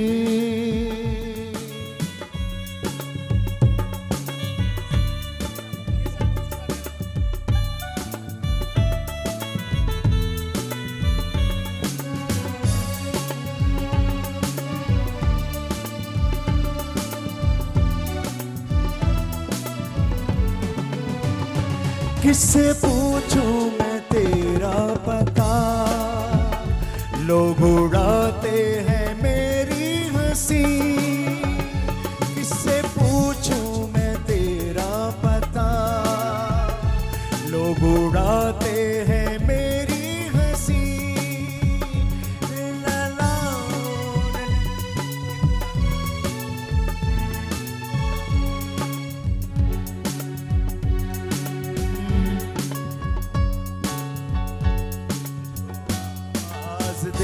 मैं तेरे अजनबी शहर में ढूंढता फिर रहा हूँ तुझे। मुझको आवाज दे, मुझको आवाज दे, मैं तेरे अजनबी शहर में। वाह वाह वाह वाह वाह वाह, डाल दीजिए, डाल दीजिए। क्या बात है यार हसन जहांगीर, आज तो अंदर के खासा बार है। Very nice, very nice Hasan, very nice, very nice. बहुत अच्छा। उनकी फरमाइश थी तो ये आपने पूरी की, ये बहुत अच्छी बात है। फरमाइश भी अच्छी वाली थी, बहुत अच्छी फरमाइश थी, बहुत अच्छी फरमाइश थी, बहुत अच्छी फरमाइश थी। बिलीव साहिर में मैंने लाइव में कभी नहीं गाया गाना, फर्स्ट टाइम एवर। बहुत अच्छा गाया, बहुत अच्छा गाया। क्या बात है, क्या बात। अरे thank you, thank you, thank you. आपके म्यूजिशियन बहुत अच्छे हैं, आपका साउंड सिस्टम बहुत जबरदस्त है sir. Thank you, thank you, बहुत बहुत मजा आया इन लोगों के साथ गा के। अच्छा, मरहूम को सुना था मैंने। किनको सुना था? मुजीब आलम साहब। मुजीब साहब की क्या बात, वो जहन में था। आपको याद है जब ये वाला मिस्टर बोलते थे कि मुझको आवाज दे, तो मोइन अंकल कहते थे मुजीब आलम, मुजीब आलम। साहब को अल्लाह ताला उनको जन्नत में जगह दे, उनको आशीर्वाद देकर आए थे। मैं अब कौन साहब है, कौन है रास्ते में? कुछ हेलो आवाज आ रही है, अब मैं इसको बिल्कुल सिमर पे लगा रहा हूँ। ओए होए, अच्छा ओए होए। अच्छा, सिमर पे लगाने का सबसे बड़ा फायदा क्या होता है कि जो इसकी मसालों की रिचनेस है वो इसके अंदर चली जाती है। So please make sure, please understand this कि आप हाई फ्लेम में भी पका सकते हैं, लेकिन लो फ्लेम के अंदर स्लो कुक करना खाने को ज़्यादा ग़िज़ाइयत देता है। चूँकि मैंने ये आलू लेके इसको पहले से उबाल लिया था, इसलिए मैं इसको भी इसमें ऐड नहीं कर रहा हूँ। बिल्कुल अब से तकरीबन 10 मिनट के बाद, when this is about to be ready, तो उसके बाद मैं इसको इसमें रेडी करूँगा। इसको आप पराठे के साथ खा सकते हैं, आप पोर कर सकते हैं चावल के साथ, whatever you want to do. हल्की हल्की सी पीनी से खुशबू आ रही है। क्या ज़बरदस्त खुशबू आ रही है, और अरोमा बहुत ज़बरदस्त है भाई। Oh thank you, thank you. आइए जी, चलते हैं, वहीं चलते हैं, वहीं चलते हैं। आइए, थैंक यू जी, थैंक यू। फिल्मों की बात क्योंकि हो रही थी, किसी को याद है कि बंदर रोड पे नाज और निशात सिनेमा हुआ करते थे आमने सामने? उसमें आन फिल्म लगी थी जो पहली कलर फिल्म थी हिंदुस्तान की, हिंदुस्तान की नादरा ने काम किया था। जो हम लोग देखने के लिए बहुत ही शौक से गए थे कि कलर फिल्म है भाई। क्या बात है, जी जी बिल्कुल। अरे नादान मैंने तुझसे किया है जी, जबरदस्त तुझसे किया है प्यार। दिलीप साहब, नजर की धूप न भरती रूप तो इसी तरह का गाना था ना। बहुत उम्दा। और आईना जो आप कर रही थी अभी, रॉबिन साहब याद करवा दिया आपने। आज इतना अच्छा टॉपिक है कि मेरा दिल किया कि मैं आज जरूर कॉल करूं। यस मैम, बताइए। पुरानी बातों की जो बात है, फिल्मों की बात है, गानों की बात है, आपको तो पता है कि मुझे पुरानी चीज़ें वैसे भी बहुत अच्छी लगती हैं। मैंने बहुत सारे लोगों से मैं मिली हुई हूँ, उनसे मैं बैठ के मैंने उनके साथ डिस्कशन की हुई है, कुछ थोड़ा सा शगफ भी है सिंगिंग से। तो मुझे तो इतना शौक था, मैं रेडियो लवर्स में से हूँ, आपको मालूम ही है। तो मैं इंडियन चैनल्स भी सुनती थी, पाकिस्तानी चैनल्स भी सुनती थी, मदन मोहन को सुना, एस.टी. बर्मन को सुना, शंकर जयकिशन को सुना, फिर यहाँ पे ख्वाजा खुर्शीद अनवर को सुना और निसार बजमी साहब को सुना। मैडम नूर जहाँ का मैं आपको एक थोड़ा सा एक गजल सुना देती हूँ अगर आप कहें तो। Yes ma'am. रात ढली है तेरी सुरमई काजल की तरह, बहुत अच्छा गाना। चांद निकला है तुझे ढूंढने पागल की तरह, रात ढली है तेरी। ये थोड़ा सा आता है और बहुत सारे ऐसे गाने हैं जो मैडम नूर जहाँ के हम गाते रहते हैं, गुनगुनाते रहते हैं। आज गला बहुत खराब है, बड़ी मुश्किल से मैंने आवाज निकाली है। और एक उनका मैडम नूर जहाँ का गाना आपको शायद मैंने सुनाया भी था, गजल है मेरे जहन में नहीं आ रही, मैं आपको याद करके कभी सुनाऊंगी। तो जो मैडम जहाँ आ रहे हैं वो हमारी फेवरेट हैं, और ये अरशद महमूद साहब, हसन जहांगीर साहब, और ये दोनों जो सिस्टर्स हैं कमाल का गाते हैं। ये लोग हमारे लेजेंड्स हैं, हमारे दिल से बड़ी सारी दुआएं इनके लिए हैं, और ये इसी तरह हमारे सामने आते रहे। इनका बहुत शुक्रिया। थैंक यू, थैंक यू, बहुत बहुत शुक्रिया। हम सब पुरानी बातें कर रहे हैं, हम रेडियो को भूल गए। नहीं, रेडियो को कैसे भूल सकते हैं? मैं बैठा हूँ रेडियो, सबसे बड़ी रेडियो पाकिस्तान था, वो तो एक दर्सगाह थी लोगों की। देखिए मैं अच्छा, मेरे तो बहुत बात की बात है, एस.एम. सलीम साहब जा चुके थे। एस.एम. सलीम साहब रेडियो पाकिस्तान की वो आवाज़ थी, आज तक उससे हसीन आवाज़ रेडियो पाकिस्तान ने नहीं देखी है। वो खुदा की बस्ती में जब आए तब जाके लोगों को पता चला ये सलीम साहब थे। लेकिन एस.एम. तो मैं उनके पूल के अंदर मैंने, because radio is my love, radio is something, radio is just me. तो जब सुरैया सलीम साहिबा जो उनकी मिसेस थी, एस.एम. सलीम साहब जा चुके थे, जब मैं ह्यूस्टन गया तो मैंने वो स्टूडियोज़ देखा जहाँ वो बैठ के शो किया करते थे जी, एस.एम. सलीम साहब। It's unbelievable. रेडियो की जो लेगेसी है वो बड़ी कमाल है। आपको रेडियो ने बहुत बड़े बड़े लोग दिए हैं। मोहम्मद अली साहब रेडियो से निकले, बिल्कुल। काजी वाजिद साहब रेडियो से निकले, निसार कादरी साहब रेडियो से निकले, मुस्तफा कुरैशी साहब, महमूद अली साहब, सुबानी भाई, ये सारे के सारे लोग जो थे ये रेडियो की देन थे। एक कैरेक्टर और थी मुन्नी बाजी, हाँ, क्या बात है, रेडियो की बड़ा मुन्नी बाजी।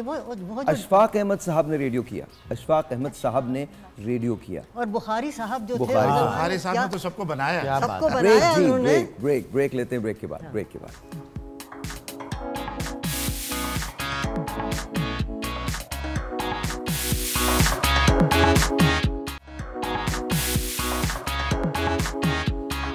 Alright जी, once again welcome back। और हमारे साथ आपके घर में कभी पॉपुलेशन कंट्रोल वाले नहीं आए?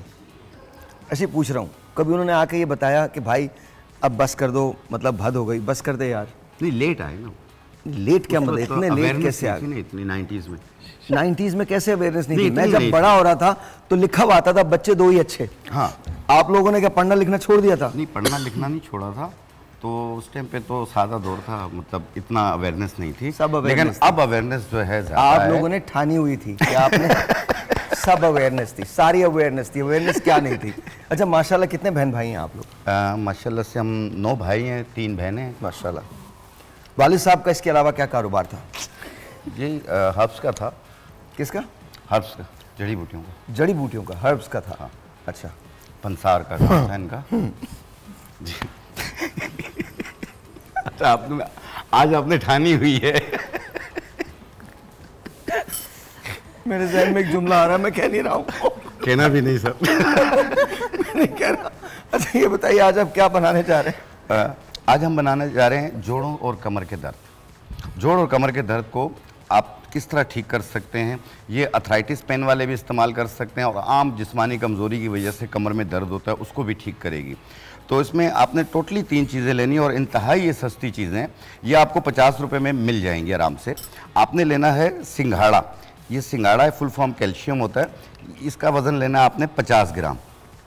ये है कमरकस, क्या है? कमरकस, ये इसका पाउडर है, ये भी हम लेंगे 50 ग्राम। और ये है असगन नागौरी, अश्वगंधा भी कहते हैं इसे, ये भी हम लेंगे 50 ग्राम। इन तीनों को मिला के ऐसे बारीक पाउडर बना लें और 1 चाय वाली चम्मच सुबह, 1 चाय वाली चम्मच शाम, 1 कप दूध या पानी के साथ। बॉटल लाइए जरा, पानी की बॉटल कंटिन्यू आपने इस्तेमाल करना है, कम से कम महीना 2। ये रहा पानी का ग्लास, ये रहा पानी की बॉटल है। और देखें, अगर कोई भी चीज़ आपकी 4-5 दिन में काफ़ी हद तक बेहतर हो जाती है तो उसको रोकिए नहीं, उसको कंटिन्यू कीजिएगा। Thank you. और अगर कॉम्प्लिकेशंस आपकी ज़्यादा हैं, आपको 1 चम्मच देना है आपको या आधा? 1 मिनट मिल रही। हाँ, ये 1 चाय वाला चम्मच नहीं, 1 चाय वाला चम्मच इतना कम थोड़ी। जी जी, ये बहुत ज़्यादा हो जाएगा। इतना इतना जी, मैं इतना। सिर्फ दिखाना चाहता हूँ कि कितना लेना है। इतना काफ़ी है? Is this okay? बिल्कुल ओके। ये लीजिए। नहीं ऐसे क्या फक्की दूंगा कि मैं? फक्की थोड़ी देनी मैंने। पानी। अच्छा, ये मैंने इसलिए बताया ताकि आपको डोसेज पता हो। डोसेज से इससे ज़्यादा नहीं लेना है प्लीज़, खुदा का वास्ता। कि अचानक से बोले कि नहीं हमने डबल खा लेनी है तो इससे ज़्यादा नहीं लेनी है। एम आई राइट और रॉन्ग? अच्छा, क्या जिनको ब्लड प्रेशर है या जिनको और इस किस्म की कोई बीमारियाँ, शुगर वगैरह, वो सभी ले सकते हैं? ऐसे शुगर का, हाई बीपी का तमाम मरीज ले सकते हैं, इसका कोई साइड इफेक्ट नहीं है। ये शुगर फ्री है। ओके, ये शुगर फ्री है। शुगर फ्री है। लेकिन फिर भी क्या डॉक्टर से कंसल्ट करना ज़रूरी है? डॉक्टर से कंसल्ट करना इसलिए ज़रूरी है कि अगर आपके अंदर और भी कॉम्प्लिकेशन आ रही हैं तो आप कोशिश कीजिए कि जैसे यूरिक एसिड हुआ, ऐसे बहुत सारी प्रॉब्लम्स हो जाती हैं जिसकी वजह से बॉडी पेन करती है, तो उसको आप ज़रूर चेक करवाते रहा करें। Alright, thank you very much जी। आई प्लीज़, ये आप साथ ले आइए। पी लिया आपने? थैंक यू जी, थैंक यू, बहुत शुक्रिया। अच्छा, मकसद सिर्फ इतना है कि जी आप देख लें एग्जैक्टली कि कितना यूज़ किया गया। डॉक्टर साहब की रख लीजिए रेमेडी, डॉक्टर साहब की रख लीजिए, दैट्स फाइन। तो हम, अच्छा डॉक्टर साहब आप जो अपनी बात करें तो उधर कंप्लीट कर लें, उसके बाद मैं इन पे आता हूँ। हाँ, बेसिकली जैसे उनको मैंने बताया था कि फेस वॉशेस सबसे इंपॉर्टेंट होते हैं। जिस तरह की ह्यूमिडिटी है जिसमें एक्नी होने के, वैसे ही आम लोगों को हो जाता है आजकल। जैसे कराची में बहुत ज़्यादा कॉमन चीज़ है, पेशेंट्स हमारे पास 90% ये कंप्लेन लेकर आ रहे होते हैं कि दाने हो रहे हैं चेहरे पे। तो इसी तरह से जैसे मैंने उनको एडवाइस किया कि जो भी बेसिकली उनके पास ओवर द काउंटर ऑप्शन भी मौजूद होते हैं, और बेस्ट तो ये होता है कि जाके डॉक्टर को दिखाएं और जो वो एडवाइस करे उसके हिसाब से हम कुछ क्रीम्स एडवाइस करते हैं, जेल्स एडवाइस करते हैं according to the skin type कि उनको कौन सी मेडिसिन लगानी चाहिए, जिससे वो टॉपिकल एंटीबायोटिक्स भी हो सकती हैं, वो कोई विटामिन ए डेरिवेटिव भी हो सकता है, जैसी उनके एक्नी होती है उसके हिसाब से हम देते हैं। Yes please. ऐड के आपने कहा कि आजकल एक्नी की कंप्लेन ज़्यादा हो गई है। इन कंपैरिजन ये स्टडी भी हुई है कि 5 साल से ज़्यादा अब ज़्यादा होगी क्योंकि लोगों को देख के प्रोडक्ट्स यूज़ कर रहे हैं। ओके, इन्फ्लुएंसर्स को देख के प्रोडक्ट्स यूज़ कर रहे हैं। जो हम जो बात कर रहे हैं बिल्कुल ठीक बात करें कि आपको गूगल डॉक्टर्स नहीं बनना जी। तो वो जो चीज़ वो उनको सूट की वो आपको नहीं करेगी क्योंकि हर किसी की स्किन डिफरेंट है। तो प्लीज़ अपनी स्किन टाइप के हिसाब से चीज़ें यूज़ करें, नॉट जो लोग ऑनलाइन सोशल मीडिया पे दिखा रहे हैं। वो जब यूज़ करते हैं तो उनके रिएक्शंस हो जाते हैं। कुछ काफ़ी लोग हैं जो प्रोडक्ट्स बना रहे हैं, उनके इंग्रेडिएंट्स का हमें पता ही नहीं है कि क्या उसमें डला हुआ है क्या नहीं है, उसके रिएक्शंस हो जाते हैं। तो प्लीज़ इंग्रेडिएंट्स देख के, डॉक्टर की रिकमेंडेशन लेके के अपनी स्किन टाइप को पहचान के फिर चीज़ें यूज़ करें। ऑलराइट जी, एक टेलीफोन कॉल ऐसी हो, दिस इज ऑनलाइन। अस्सलाम वालेकुम। वालेकुम सलाम जी, आपका नाम? जी, मेरा नाम सादिया नूर है, मैं लाहौर से बात कर रही हूँ। कैसी हैं सादिया आप? मैं ठीक हूँ साहिर भाई। जी सादिया बताइए क्या कहना चाहती हैं? साहिर भाई, सबसे पहले तो ये कहना चाहती हूँ कि हमारा बिल 30,000 रुपया है। अच्छा, ओके जी। और दूसरा, मुझे उम्र आहिल से बात करनी थी साहिर भाई। जी, बात कीजिए। जी जी, फरमाइए। अस्सलाम वालेकुम। मैं उनसे ये बात करना चाह रही थी कि मेरे ना बाल बहुत ज़्यादा गिर रहे हैं। ठीक है।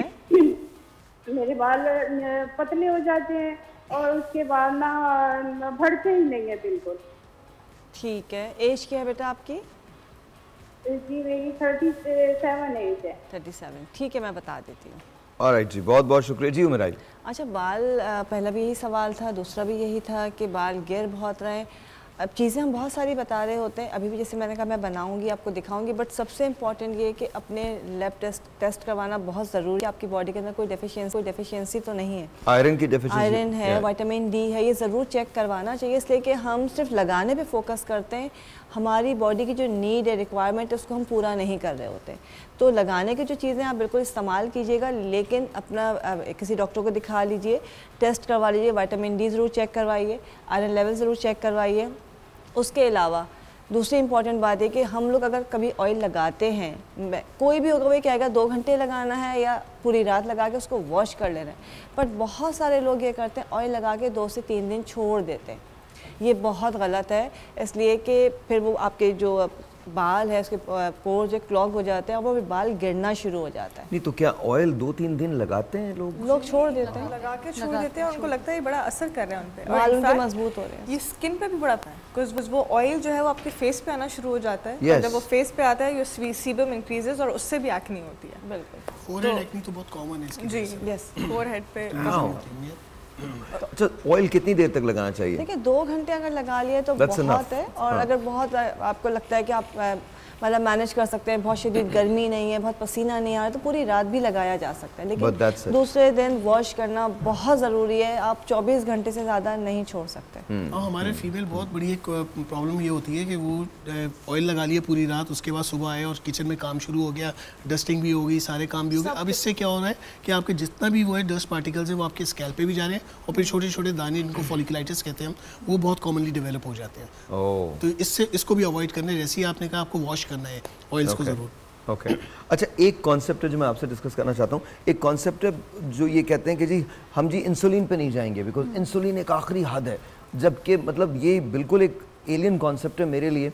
अमेरिका के अंदर वो सबसे पहले ये कहते हैं, डॉक्टर्स जितने बड़े बड़े वो रिकमेंड करते हैं कि पहले आप इंसुलिन पे चले जाएं, और बिकॉज इंसुलिन आपको बेहतर कर देती है, लेकिन जब तक वो अपने ऑर्गन्स को डैमेज नहीं कर लेते वो इंसुलिन पे जाते ही नहीं। एक्चुअली होता ये है कि हम शुगर को सीरियसली नहीं लेते, इसलिए क्योंकि एक साइलेंट किलर है ये, ठीक है। तो कोई सिम्टम नहीं आ रहा तो सब ये कहते हैं कि हमें कोई सिम्टम नहीं आ रहा, हम क्यों दवा लें। होता ये कि एंड रिजल्ट ये होता है कि गुर्दे ख़राब हैं, आपके दिल में मसला है, ये सारे मसाइल जब आ जाते हैं तो वो फिर हमसे आके तस्करा ये करते हैं कि हमारे वालिद को आखिरी वक्तों में इंसुलिन लगी थी और उसके बाद जी उनका इंतकाल हो गया। इस तरह की बातें नहीं, तो ये जिम्मेदारी किसकी है? डॉक्टर्स की जिम्मेदारी है, ये मरीज की जिम्मेदारी है, किसकी जिम्मेदारी है? बिकॉज़ देखिए अगर मैं डॉक्टर हूं, अवेयरनेस नहीं है कि सिम्टम नहीं आ रहा। No but here's the thing, मेरा मैं सवाल है मेरा, मुझे ये बताइए कि जैसे मैं डॉक्टर हूँ, मेरे पास कोई मरीज आता है तो सबसे पहले मैं ही उसे रेकमेंड करूंगा देखते हुए उसकी कंडीशन कि जी आपको इंसुलिन पे जाना है। इसमें मैं ये कहता हूँ कि हमेशा जो एक चीज़ जो लोगों में ये कॉन्सेप्ट है और उस पर वो जाते भी है कि doctor is next to God. अगर डॉक्टर सही तरह से उन्हें कन्विंस कर रहा है और उनको एडवाइस कर रहा है कि ये आपके लिए, आपकी हेल्थ के लिए, आपकी लाइफ के लिए बहुत इंपॉर्टेंट है, तो मेरे हिसाब से पेशेंट जो है उसकी बात को मानता है। जिम्मेदारी फैमिली की है, फैमिली के कोई भी मेंबर को उसको लेके जाना चाहिए। बहुत सारे पेशेंट जो हैं वो रेजिस्ट करते हैं कि नहीं हम घर में ठीक हो जाएंगे या देख लेंगे, हम डॉक्टर के पास नहीं जाएंगे। फैमिली का कोई मेंबर है जो डॉक्टर के पास लेके जाए, ज़बरदस्ती लेके जाना चाहिए। लेकिन खैर भाई एक चीज़ मैं बताना चाहूँगा कि इसमें सबसे अहम किरदार जो आता है ना वो पड़ोसियों का आता है। जब डॉक्टर कोई चीज़ लिख के देता है ना किसी पेशेंट को, तो हम साए जो हैं वो डॉक्टर बन जाते हैं। नहीं ये मत इस्तेमाल करना, इससे ये होगा, जो मैं कर रहा हूँ वो करें आप। ये खतरनाक होता है सबसे ज़्यादा। मतलब दूसरों की आपको मशवरा दे, आप दूसरों की बात सुनते हैं। हाँ, इंसुलिन की मैं बात कर रही थी। तो वो होता है कि अनफॉर्चुनेटली जब आप एंड पे जाएंगे, खुदा ना खास्ता कि अगर आप हार्ट अटैक के साथ अपने वालिद या वालदा को लेके जाएंगे, किडनी फेलियर के साथ, तो कोई दवाएं फिर काम नहीं करेंगी, फिर इंसुलिन ही। तो फिर उनके जहन में बन जाता है वो आखिरी वक्त में इंसुलिन लगी थी ना, वो इंजेक्शन लगने की वजह से उनका अनफॉर्चुनेट डेथ हो गई। हालांकि ऐसी बात नहीं है। अच्छा, पाकिस्तान में थोड़ा सा वेस्ट से इलाज मुख्तलिफ है, इसलिए कि हमारे यहाँ अंदर हार्मोन और इंसुलिन रेजिस्टेंस ज़्यादा है, तो हमारे यहाँ गोलियाँ भी साथ देनी पड़ती हैं इंसुलिन के। अब टाइप 2 की बात कर रही हूँ, अगर गोलियाँ नहीं देंगे तो इंसुलिन काम नहीं करेगी। ओके, तो इंसुलिन और गोलियां बैलेंस देना पड़ता है, लेकिन टाइप 1 में इंसुलिन मस्ट है, गोली नहीं काम करती। ओके जी, ओके। हमारे साथ डॉक्टर कंजा हैं from Lahore. Let's talk to. अस्सलाम वालेकुम डॉक्टर साहिबा। वालेकुम अस्सलाम। Can you hear? आपको आवाज़ आ रही है? जी बिल्कुल। Thank you for joining us. बहुत बहुत शुक्रिया, बहुत शुक्रिया। अच्छा डॉक्टर साहब, हम ग्लो की बात कर रहे हैं, ब्राइटनिंग की बात कर रहे हैं, और अक्सर लोग जो है वो यही बात करते हैं कि जी मेरी स्किन का ग्लो नहीं आ रहा है, मेरी स्किन डल हो रही है, बहुत ज़्यादा एक्ने के प्रॉब्लम्स हो रहे हैं, तो व्हाट डू यू रिकमेंड, क्या करना चाहिए उसके लिए? अच्छा जी, एक जो सबसे इम्पोर्टेंट चीज़ जो हम भूल जाते हैं, सारी स्किन केयर कर रहे होते हैं, सब कर रहे होते हैं, एक जो बहुत इंपॉर्टेंट चीज़ है वो है एक्सफोलिएशन। एक्सफोलिएशन करना स्किन के लिए बहुत ज़रूरी है फॉर ग्लो। क्योंकि हमारी स्किन का जो साइकिल है वो 30 डेज का होता है और डेड स्किन जो है वो आपकी स्किन के ऊपर पाइल अप होती जाती है जिसकी वजह से एक डलनेस का मास्क आ जाता है आपके फेस के ऊपर। तो एक्सफोलिएशन वंस अ वीक, हफ्ते में एक बार एक्सफोलिएट करना बहुत जरूरी है। उसके लिए कोई महंगा स्क्रब नहीं चाहिए, आप कुछ भी रख सकते हैं। आजकल ग्लव्स आए हुए हैं एक तरह के जो जिसमें थोड़ा सा खुरदरा सा कपड़ा होता है, उससे भी आप अपना हल्का सा स्क्रब कर सकते हैं, या घर में कुछ चीनी और कॉफ़ी का मास्क बना के भी आप स्क्रब कर सकते हैं। तो स्क्रब करें प्लीज। स्क्रब करने से आपकी डेड स्किन जो है वो रिमूव हो जाती है और एकदम से ग्लो आ जाता है। और तो वंस अ वीक स्क्रब या एक्सफोलिएशन को ऐड करें अपनी रूटीन में। और घर में कोई भी बिल पड़ा हो उसका कागज आप मुंह पे लगा लीजिए, उससे भी स्क्रब हो जाता है, हर चीज स्क्रब हो जाती है, मतलब इट बी रियली गुड, वो भी एक्सफोलिएटिंग का बड़ा काम आता है। अच्छा ये एक ब्रेक लेते हैं, ब्रेक के बाद बात करते हैं। नहीं, I didn't no.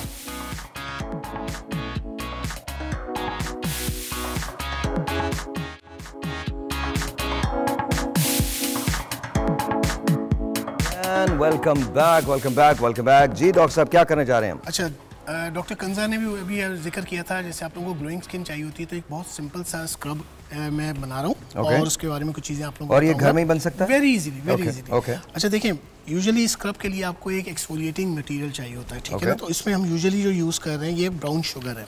Brown sugar, very simple. Okay, कितनी लेनी है? कहते हैं कि हस्बे ज़रूरत, ठीक है। जैसे फुल बॉडी वो इसको स्क्रब के तौर पे भी यूज़ कर सकते हैं और फेशियल स्क्रब के तौर पे भी यूज़ कर सकते हैं। ठीक है जी, ब्राउन शुगर ले लीजिए। सिर्फ सिंपल से ब्राउन शुगर लिए। अच्छा, इसके साथ अब जो इसका जो मीडिया बनाना होता है उसमें हम 2-3 चीज़ें यूज़ कर सकते हैं। इसमें हम ग्लिसरीन उन लोगों के लिए जिनकी नॉर्मल स्किन होती है या कॉम्बो स्किन होती है, लेकिन ऑयली स्किन वालों का मना करते हैं कि वो ग्लिसरीन ना ले, तो सिंपल सा हम इसमें जो है ग्लिसरीन ऐड करते हैं। और ये कितनी यूज़ करनी है? ये भी वही इसी के हिसाब से कि जितना आपको बनाना है। आप जैसे हम यूजुअली इसमें 1 to 2 टेबलस्पून हम ये ले रहे हैं, ठीक है। अच्छा, अब ये मीडिया बन गया। इसके साथ थर्ड थिंग जो मैं यूज़ कर रहा हूँ वो है ये हमारे पास है sandalwood powder. Very simple, sandalwood powder भी मिल जाता है यूजुअली, और इसको हम इसी तरह से जितना आपको ज़रूरत है आप उसको मिक्स कर सकते हैं, ठीक है।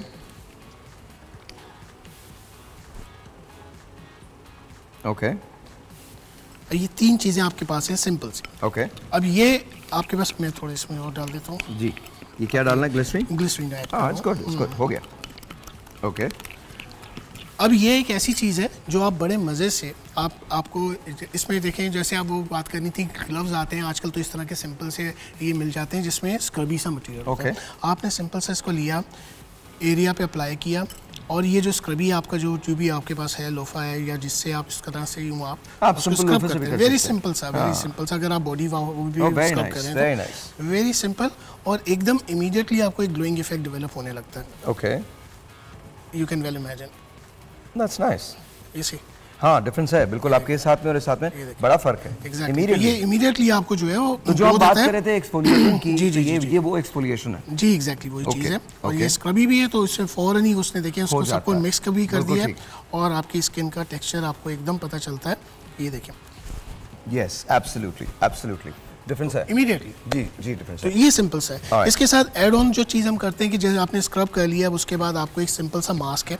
मैं बहुत सिंपल इसमें चीज़ बता रहा हूँ कि आपने राइस पाउडर लिया, सिंपल राउट, ठीक है, राइस पाउडर लिया, और आप इसको 2 चीज़ों से मिक्स कर सकते हैं। एक पानी लेने, थोड़ा सा उसमें पानी ऐड कर दें, या यू कैन यूज मिल्क, या रोज वाटर, और मैं थोड़ा सा इसमें लेमनेड भी, लीमू भी ऐड करता हूँ, बड़ा अच्छा इफेक्ट देता है। लेकिन जिनकी ज़रा सी सेंसिटिव स्किन होती है उसमें हम लीमू एडवाइस नहीं करते।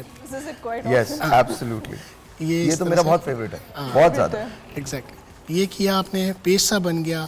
आपने जो एरिया आपने स्क्रब किया था उसको वाइप करने के बाद अभी हम इसको सिंपल सा एज ए मास्क के तौर पे अप्लाई कर देते हैं। ओह वाओ, और ये कितनी देर तक? ये हार्डली 10-15 मिनट्स के अंदर एकदम देखें वो एक्सफोलिएशन का काम किया इसने। आपको जो मास्क जो है, जो आपने जो रोज राइस, आपको पता है आजकल तो राइस प्रोडक्ट सारी अवेलेबल हैं, सीरम्स आते हैं राइस के, ये बहुत अच्छा ग्लोइंग और कॉम्प्लेक्शन टोनिंग आपकी इवन करने के लिए काम आता है। वेरी नाइस, एनहांसमेंट करता है, वो कॉम्प्लेक्शन का एनहांस करता है। और आपने इसमें सिर्फ 3 चीजें यूज की हैं, सिंपल, बहुत सिंपल, शायद 50 से भी कम की पड़ेंगी। 50 रुपए में 50 रुपए नहीं आएगा, मतलब बहुत सिंपल है। आपने राइस पाउडर लिया है, राइस पाउडर में थोड़ा सा रोज वाटर या वाटर या मिल्क भी आप यूज कर सकते हैं, वो इस्तेमाल कर सकते हैं। थोड़ा सा आपने लेमन के 2-3 ड्रॉप्स जो है वो डालें, उसको ऐसे लगाओ, और ये 20 मिनट के लिए छोड़ दें, हार्डली 15-20 मिनट। ड्राइंग हो जाए तो आपने वाइप कर देना, वॉश कर लेना, and that's it. Thank you thank you जी, थैंक यू डॉक्टर साहब, थैंक यू। ये क्लीन करके मेराहिल क्या लगा दीजिए। और so this is really nice. ये तो घर पे आप इस्तेमाल कर सकते हैं। ये मौसम इस तरह है कि लोगों को बहुत टैनिंग हो रही है, हाँ, तो ये उसके लिए this is the best thing जो एक्चुअली मैंने काम करते हुए देखी है। Even being a doctor I would recommend, जो मेरे पास पेशेंट्स भी आते हैं मैं उनको यही कहती हूँ कि प्लीज़ घर पे ये यूज़ करें। इट्स द बेस्ट चमचा भी मिलाती हूँ जी। और दूसरा, अगर ये पानी जो चावलों का पानी अगर उससे बाल धोएं तो उससे भी बड़ा फर्क पड़ता है। Okay okay. अच्छा, वाटर एक्सपर्ट तो मेराहिल बैठी जी बिल्कुल बिल्कुल। मैं कहूँगी कि पहली चीज़ कि सर मेरे पहले उस्ताद हैं जिन्होंने मुझे उंगली पकड़ के चलना सिखाया इस फील्ड के अंदर। Very nice, very nice, very nice. अच्छा, so let's talk about weight loss, because खाना भी हम खाते हैं, ज़्यादा खाते हैं, फिर ऑयली बहुत होता है खाना। तो टेल मी, वेट लॉस की कोई एक टिप दें आप सब के सब लोग। जी, विल स्टार्ट विद यू मेराहिल। अच्छा, पहली चीज़ ये कि अगर वेट लॉस करना है, बहुत सारी चीज़ें होती है। एप्पल साइडर विनेगर ले लीजिए, आपने करना है कोई सा भी फ्रेश जूस, लेकिन फ्रेश होना चाहिए। फ्रूट जूस ले लें, फ्रेश जूस लीजिए 1 गिलास, उसके अंदर 1 चमचा एप्पल साइडर विनेगर डालना है और 1 चुटकी कत्था डालना है। कत्था मतलब पान में डलता है? पान में डलता है उसको, लेकिन सूखा होता है। 1 चुटकी, जस्ट 1 पिंच, ज़्यादा नहीं डालना है। ये आपने सुबह 11 बजे पीना है, पेट मतलब खाली हो। इसको आपने पी लिया है और तकरीबन 10 दिन आप इसको कीजिए। 10 दिन के बाद आपने लाजमी छोड़ना है, इसलिए कि एप्पल साइडर विनेगर ज़्यादा पीते तो इनेमल जो है वो ख़राब हो सकता है, अल्सर हो सकता है, तो आपने 5 से 6 दिन का गैप। अच्छा, दोबारा से बताइए, आपने एप्पल साइडर विनेगर लिया, फ्रेश जूस लिया और उसमें 1 चुटकी कत्था डाल दिया, दैट्स इट, बस। ओके, ये पीना है और आपको 10 डेज में कहेंगे कि मैं पता नहीं कहाँ से शेड होना शुरू हो गई है। रियली? ओके। अच्छा, लेकिन गैप करना जरूरी है, ये बार बार मैं रिपीट 10 दिन करना है। 10 दिन के बाद, 10 दिन के बाद फिर आप 4 से 5 दिन का गैप कीजिए, फिर अगेन उसको स्टार्ट कर सकते। ओके जी। देखिए, वेट कम करने के लिए जो फास्ट वेट कम करना हो तो उसके लिए आपने लेना है अजवाइन के पत्ते लेने। अजवाइन के पत्ते 50 ग्राम, जीरा सफ़ेद 50 ग्राम, कलौंजी 50 ग्राम। ये 3 चीज़ें, इनको बारीक पाउडर बना लें। 1 चाय वाली चम्मच सुबह, 1 चाय वाली चम्मच शाम पानी के साथ इस्तेमाल करें। आप देखिएगा दिनों में आपके कपड़े लूज होना शुरू होंगे और देखिएगा 1 महीने में। सर, ये जब आप कहते हैं दिनों में लूज होना शुरू होंगे तो जरा दोबारा बता दिया करें, क्या क्या? देखिए, इसमें लेना अजवाइन के पत्ते, जीरा सफ़ेद और कलौंजी, 3 चीज़ें हैं। 50 ग्राम लेके मिला के बारीक पाउडर बना लें। 1 चाय वाली चम्मच सुबह, 1 चाय वाली चम्मच शाम पानी के साथ, चाय खाने से पहले या बाद में ले लें, कोई हर्ज नहीं। क्या बता रही हैं? अच्छा, हेयर के बारे में हम बात करें, लेकिन जैसे आज कॉल्स आए वो भी हेयर की बात करते हैं। हेयर फॉल एक इशू चल रहा होता है। एक छोटी सी चीज़ पहले बता देती हूँ। एक तेल आता है भृंगराज के नाम से। भृंगराज। आपने तकरीबन 100 ml भृंगराज ऑयल लिया है, उसमें 1 टेबल स्पून आपने रोजमेरी डाला है, 1 टेबल स्पून आपने अंडे का तेल, ठीक है, ये मिला के रख लीजिए। जिसको भी ये शिकायत है कि दोबारा रिग्रोथ नहीं हो रहे हैं बालों, वो लगा सकता है, वो लगा लीजिए। जो बालों की गिरने की शिकायत है, इस वक्त पूरी दुनिया में भृंगराज ऑयल सबसे ज्यादा हेयर फॉल के लिए इस्तेमाल हो रहा है। भृंगराज बहुत इजीली मिल जाता है और बहुत ही बेहतरीन होता है। क्या बताया आपने? भृंगराज ऑयल करना है, भृंगराज ऑयल लेना है, उसके अंदर रोजमेरी ऑयल ऐड करना है और अंडे का तेल। और अंडे का तेल कितना? 1 table spoon. 1 table spoon, yes. और एक बोतल के अंदर 100 ml में 100 ml के अंदर आपने अंडे का तेल 1 टेबल स्पून, इसलिए कि उसकी स्मेल बहुत ज्यादा होती है, और रोजमेरी ऑयल भी 1 टेबल स्पून। भृंगराज ऑयल, जितने भी खवातीन बच्चियां परेशान है, जितनी कॉल्स आ रही थी कि बालों के लिए सब परेशान है, जो है डॉक्टर को दिखाएं। और ये हफ्ते में कितनी बार लगाना है? 2 बार लाजमी लगाना। 2 बार, बस, दैट्स इट। अच्छा, इसके बाद अब हम जो आज बना रहे हैं हेयर के लिए बना रहे हैं, एक ऐसा मास्क या स्क्रब टाइप का है। एलोवेरा जेल हमने लेना है जो कि 50 रुपए के अंदर बनना है और सब चीज़ें 50 के अंदर हो जाएंगी। ठीक है। आपने एलोवेरा जेल लेकिन फ्रेश लेना है, पौधा घर में लगा लीजिए। फ्रेश एलोवेरा जेल के अंदर आपने सिर्फ मेथी दाना, जैसे 1 टेबल स्पून आपने एलोवेरा जेल लिया, नॉर्मल मेथी दाना होता है। आपने 1 चमचा एलोवेरा जेल लिया, मेथी दाना मोटा मोटा कूटेंगे, बिल्कुल बारीक पेस्ट नहीं बनाएंगे, ठीक है। और इसमें ज़रा सी हल्दी, अच्छा, इसको मिला के आपने मिक्स करना। ये आपका स्क्रब बनेगा। नहाने से पहले आपके तेल लगा हुआ है, कोई मसला नहीं, आपने ये एलोवेरा जेल का जो आपका स्क्रब है इसको पूरे जड़ों में लगाना है, बालों के अंदर, बालों के अंदर हल्की सी स्क्रबिंग करनी, हल्की सी 5 से 10 मिनट छोड़ना है, उसके बाद अपना शैम्पू कर लेना है। ये आपका हेयर फॉल भी कंट्रोल करेगा, न्यू ग्रोथ को बढ़ाएगा, स्टिमुलेट करेगा, देन आपके बालों का जो वॉल्यूम बढ़ता है इससे, और सबसे बढ़ के ये जो डैंड्रफ हो जाती है, बहुत ज़्यादा पसीना आता है, ये उसको कंट्रोल करेगा। अच्छा, इसके अलावा ये तो एक चीज़ हो गई स्क्रब। आपने जब भी आप शैम्पू करें हफ्ते में 2 बार या 3 बार आपने इसको इस्तेमाल करना है। एक टॉनिक बनाएंगे हम, बड़ा सिंपल सा टॉनिक है। आपने रोज़ वाटर लिया, प्लेन वाटर लिया, या सबसे अच्छा है घर में दाल चावल बनते हैं जो जिस पानी में दाल या चावल भीगा हुआ है, वो पानी आप निकाल के रख लीजिए, ठीक है। उसमें आपने 4 से 5 पत्तियां डालनी है कड़ी पत्ते की, ओके। तकरीबन 1 चमचा डालना है आपने चावल, राइस, ओके। और 1 स्पून आपने डालना है फ्लेक्स सीड, ओके, ठीक है। यूँ समझ लीजिए कि ये आपका जो है एक टॉनिक अच्छा, इसको बना के आपने रख लेना है। आपने पहले उस पानी को सादा पानी लिया, नहीं तो जो घर में भीगे हुए जो दाल या चावल है या खिचड़ी जो भी बना रहे हैं उसका पानी आपने संभाल लिया और उसको पहले गरम कर लिया अच्छी तरह से। गरम करने के बाद ये 3 चीज़ें डाल दी, ओके। समझे, अगर आपने एक कड़ी गिलास पत्ता, फ्लेक्स सीड एंड चावल, बस ये चीज़ें डाल दी हैं और इसको अच्छी तरह से मतलब इसी किसी बॉटल में डाल के रख दीजिए, स्प्रे बॉटल में। और ये स्प्रे आपने रोज़ाना बालों में करना है। Oh that's it. बस आप फिर खुद कहेंगे कि मेरे बाल बहुत अच्छे, मुझे अब कोई टेंशन नहीं है। ओह वाह। आइए जी, हैक्स बताने सबसे पहले डॉक्टर साहब आपकी तरफ जाता हूँ, कोई भी एक हैक बता दीजिए। किस हवाले से? एनी हवाला, एनी हवाला। Okay, wait, skin, anything. Okay, जैसे एक्नी के लिए बहुत कॉमन, जैसे एक्नी के लिए बहुत कॉमनली हमारे पास अभी जहाँ सारी चीज़ आई थी, एक्नी में सिंपल सा घरों में अगर आप लोग सिर्फ सिंपल सा कैलामाइन पाउडर रखें और जो एक्टिव एक्नी हो उसको डैब कर लें उससे, तो रात को लगाएं, सुबह तक दाने में बहुत फर्क आ जाता है। Okay, simple, very simple. Urdu में क्या कहते हैं इसको? Calamine powder, simple calamine powder मिल जाता है। कैलामाइन पाउडर उर्दू में कैलामाइन पाउडर मिलता है, जो कैलामाइन लोशन होता है वो नहीं, मैं पाउडर की बात कर रहा हूँ। It's very easily available. Okay, calamine powder. Okay. अच्छा, मैं जो अपने लिए इस्तेमाल करती हूँ मैं बता रही हूँ। एक दिन मैं ग्रीन जूस पीती हूँ सुबह और एक दिन ABC जूस पीती हूँ। तो वो ग्रीन जूस और ABC जूस वो आपको सारे न्यूट्रिएंट्स दे देता है। Apple, beetroot and carrot. Apple, beetroot, carrot एक दिन पी लें और एक दिन ग्रीन जूस पी लें, जिसमें ग्रीन एप्पल अगर हो तो अच्छी बात है, साथ में पुदीना डाल लें आप, ग्रीन लेमन या लेमन डाल लें और खीरा, उसका जूस बना लें। आपको सारी चीज़ें मिल जाएंगी और आपको इतने सब कुछ कॉस्मेटिक्स लगाने की ज़रूरत नहीं है। हमारे एक दोस्त है, उनकी ABCD बहुत अच्छी थी। हाँ जी। I think egg white is a miracle हर किसी के घर में, बालों में और फेस पे करेंगे तो it's works like a Botox, आपको टाइटनिंग फील होगी। और राइस, इसका बहुत ज़्यादा इस्तेमाल करें। राइस बहुत बड़ी नेमत है घर में, उसका पानी और उसको पीस के यूज़ करें। बीइंग अ डॉक्टर मैं फिर भी बोल रही हूँ, इससे अच्छा है कोई भी नहीं। बॉयल करके निथारा हुआ या नॉर्मल पानी? जो पानी आप भिगोते हैं वो वाला, इवन आप जब चावल कुक कर लेते हैं, चीज़ नहीं वाकई नहीं, और जब कुक भी कर लेते हैं तो उस चावलों को भी मैश कर लें तो उससे भी अच्छी नहीं है। और पोटैटो जूस भी बहुत अच्छा है। अभी आजकल विटामिन डी की मिकदार लोगों की बहुत कम हो रही है, डेफिशिएंसी पाई जाती है। जिन लोगों का भी विटामिन डी कम हो रहा हो, एक बूटी आती है सफ़ेद मूसली, इससे बारीक पाउडर बना लें और 1 चम्मच 1 कप दही में डाल के दोपहर को खाने के बाद रोज़ाना लें और ये कम से कम 45 दिन इस्तेमाल करें और अपना विटामिन डी टेस्ट करवा लें इंशाल्लाह। आपने कौन कौन सी बूटियाँ इस्तेमाल की हैं खुद पे? सारी चीज़ें इस्तेमाल करते हैं, आपके सामने भी खा के। जी बिल्कुल, आपने खाई, बिल्कुल। अच्छा सिंपल, वैसे तो बहुत सारी चीज़ें, लेकिन पम्पकिन सीड, कद्दू के जो बीज होते हैं, तकरीबन 1 चमचा, 2 अखरोट और 2 इंजीर, ये रूटीन बना लें खाने का। आपका स्किन, आपका हार्मोन, आपका हेयर, ये सब चीज़ें इंशाल्लाह बैलेंस होंगी। Okay, alright. एक ब्रेक लेते जी, ब्रेक के बाद।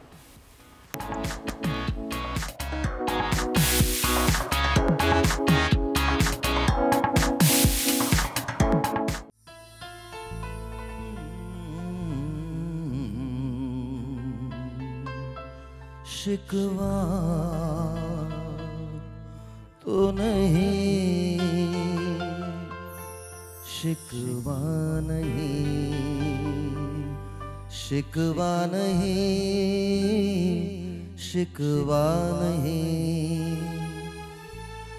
तेरे बिना जिंदगी भी लेकिन जिंदगी तो नहीं,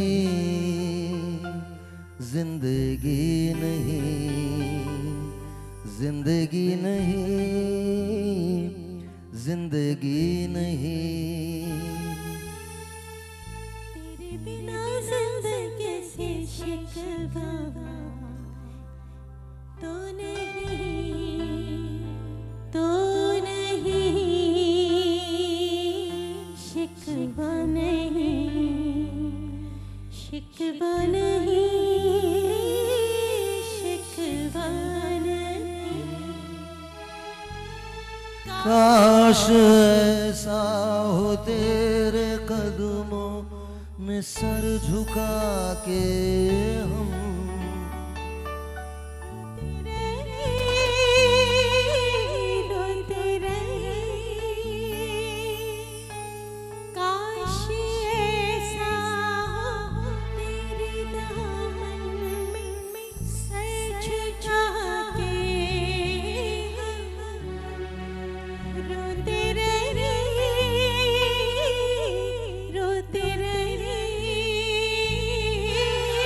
तेरी भी आंखों में आंसुओं की नमी तो नहीं।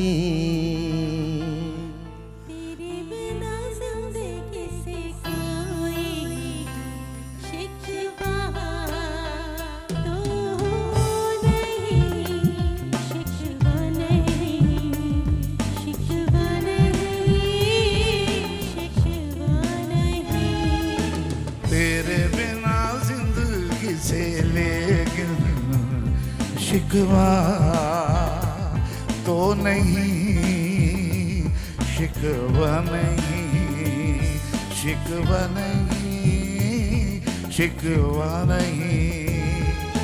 तेरे बिना जिंदगी भी लेकिन जिंदगी तो नहीं, जिंदगी नहीं, जिंदगी नहीं, जिंदगी नहीं।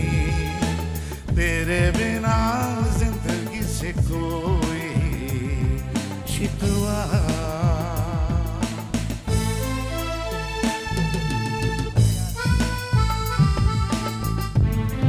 अच्छा एक काम करते हैं, इसको बंद करें। वहीद मुराद साहब, एक गाना जो मुझे उनका बहुत पसंद है और लगाइए जरा। अकेले ना जाना हमें छोड़कर तुम तुम्हारे बिना। अंतरे से आए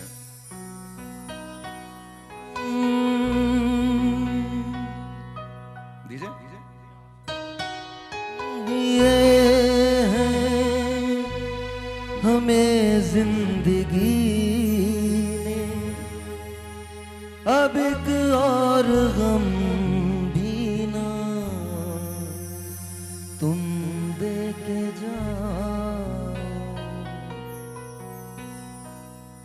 निगाहों की सहमी हुई इल्तिजाएं सदा दे रही है कि अब लौट आओ।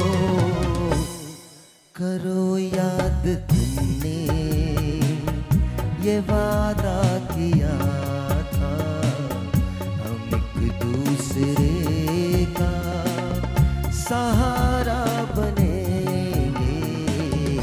अकेले न जाना हमें छोड़ कर तुम तुम्हारे बिना हम भला क्या जिएंगे।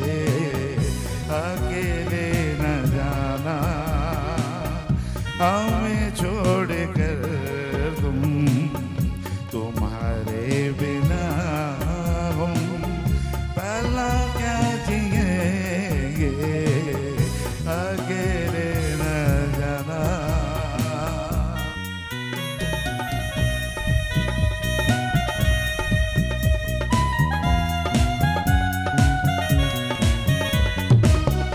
फसाना जो उल्फत का छेड़ा है तुमने, अधूरा न रह जाए ये सोच लेना।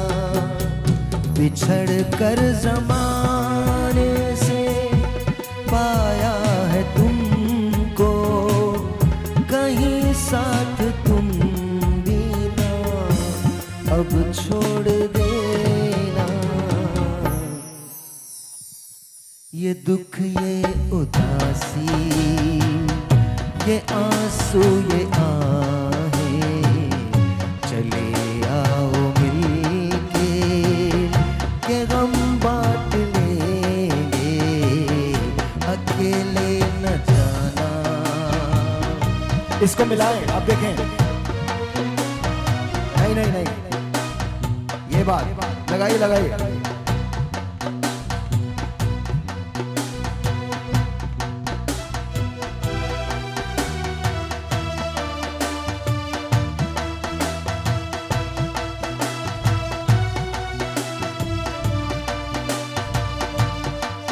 ये नहीं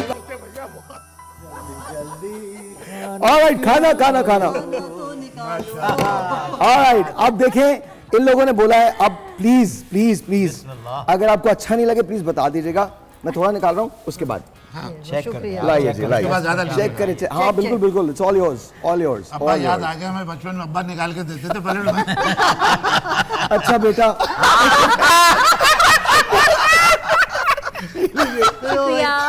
मुझे प्लेट दे दो भाई। आपा जब दोपहर को खाना खाते थे ना साथ बैठ के, गर्मियों का दिन होते तो अब्बा निकाल के देते सबके प्लेट में, साथ डाल के देते थे। आए है क्या वक्त था, क्या वक्त था, वही वक्त था। आप दोनों एक साथ ही निकाल दूं? अरे हम लोग तीनों साथ खाते हैं। बिस्मिल्लाह, नजर से ये लीजिए मैम। ऑलराइट जी, ये लीजिए पराठा लीजिए। आप भी तो लीजिए। मैं सर ले लूंगा, आप लोग खाइए, मैं खा लूंगा। नहीं, खिला के खुश होने वाली बात नहीं है, खाएं आप। सर मैं लूंगा। ये ना कहेगा मैं खाता आई डोंट नो कि कैसा है। बिस्मिल्लाहिर्रहमानिर्रहीम। वाकई ठीक है, खुशबू बहुत आला, लवली, चलेगा। ऑसम। मतलब मैं खोल सकता हूँ ना, रेस्टोरेंट वगैरह तो खोल सकता हूँ। बहुत अच्छा।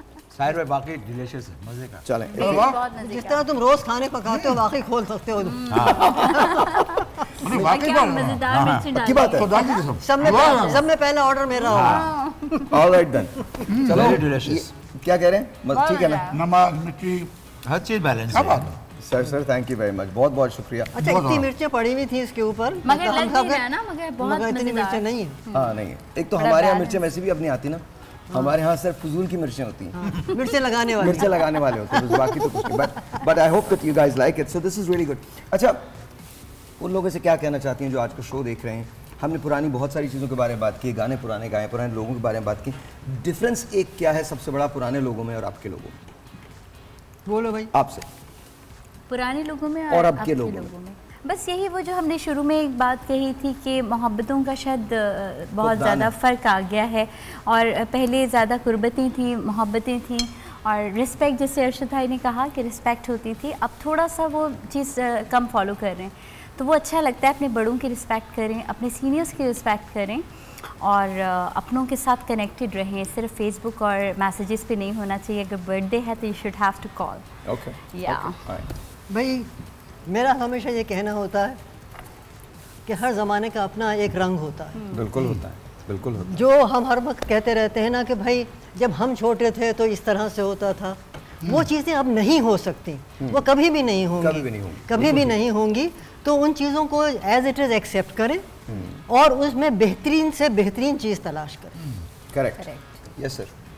पिछला वक्त जो गुजर गया वो बहुत अच्छा था, अब जो गुजर रहा है वो उससे भी अच्छा होगा इंशाल्लाह। इंशाल्लाह। लेकिन डिफरेंस क्या नज़र आता है पहले और आपके दौर में? पहले रिस्पेक्ट, मैनर्स, एटिकेट्स का बहुत ख्याल रखा जाता था। आजकल थोड़े से इसके फुकदान है और लोग ये चीज़ों को थोड़ा साइड पे रख के एकदम खटाखट हो जाते, बस यूँ खटाखट काम हो जाए, वो चीज़ें फास्ट चल रही। Okay sir. पहले जो है मेहदी हसन खान साहब, ए नैयर साहब, ये लोग बहुत हिट थे, बहुत अच्छे गाने गाते थे, बहुत ज़बरदस्त थे। फ़र्क ये कि आज जो है चाहत फ़तेह अली खान हिट है, बस ये फ़र्क आ गया। इससे ज़्यादा मैं नहीं बात कर सकती। हम भी कुछ नहीं कहेंगे। जितना फ़र्क आप समझ सकते हैं पुरानी रिकॉर्डिंग्स में और आज की ऑटो ट्यून्स में, शायद मैनर्स में भी और रिस्पेक्ट में, जो सीनियर को जो रिस्पेक्ट्स देनी चाहिए, शायद वही थोड़ा सा डिफरेंस है। अगर वो फिलअप हो जाए तो एवरीबॉडी माशाल्लाह बहुत अच्छा, बिल्कुल सही कह रही है। जिस बंदे बहुत अच्छे हैं और बहुत अच्छा काम कर रहे हैं, बस थोड़ी सी ये एरा जो बीच में आ रहा है उसी चीज़ को अगर कवर अप करें तो। ओके जी सर। जिस सिंगर के गाने जो है हमारे मुल्क के इतने बड़े बड़े क्रिकेटर्स गाए तो फिर वो हिट है ना। अच्छा, मेरे ख्याल में हर दौर का, जैसे उन्होंने कहा ना, हर दौर का अपना एक लेजेंड होता है, अपना एक तर्ज होता है। आप इसको लेजेंड कहेंगे? मैं नहीं कह रहा, लेकिन मैं वैसे बता रहा हूँ आपको कि देखिए वो फनी है और वो लोगों को देख के अच्छा लगता है तो वो इसलिए करते हैं। आई डोंट थिंक इनको कोई भी सिंगर मान रहा है। आई डोंट थिंक कि वहाँ, लेकिन वो खुद अपने मुंह से कह रहे हैं मैंने 11 राग मैंने बनाए हैं। 11 राग खुदा की कसम। अच्छा, उसने कहा मैंने 11 राग, ये बैठे ना म्यूजिशियन से पूछा, कह रहा 11 राग मैंने खुद बनाए हैं। मैं तो नहीं, मैं ये नहीं बताइए मैं क्या कर सकता हूँ। मैं तो एक गाने की एक लाइन ढंग की नहीं गा सकता, राग तो बनाना बहुत बड़ी बात है। अच्छा, ईमानदारी से बताऊं, आपके गले का बेस आपने बहुत अच्छा गाया। किशोर कुमार साहब के और जितने भी आपने गाने गाए, ए नैयर साहब के बहुत अच्छे आपने गाए। मैं आपको एक सजेशन दूंगा कि आप किशोर दा को एक ट्रिब्यूट दें और उनके जो गाने हैं वो आप एक एल्बम बनाएं और उनको ट्रिब्यूट दें किशोर दा को। मैं समझता हूँ कि आप बहुत अच्छा good idea, very good idea. Kishore da नहीं बल्कि साहिर भाई सभी के गाने अच्छे गाते हैं और बहुत ही अच्छा माशाल्लाह से, तो मैं चाहता हूँ सबको दे सकते हैं। Sir thank you very much guys, बहुत बहुत शुक्रिया आपका, बहुत शुक्रिया आपका, आपका बहुत शुक्रिया, आपका बहुत शुक्रिया, आपका शुक्रिया कि हमें इतने अच्छे प्रोग्राम में आपने बुलाया। Specially thanks about the delicious food जो आपने बना के खिलाया। थैंक यू जी। पहले जमाने में ये होता था कि साथ बांध के दे दिया जाता। आप खा के जाना। अच्छा आपने याद दिला दिया। बाजी अभी भी है। कल मिलते हैं, तब तक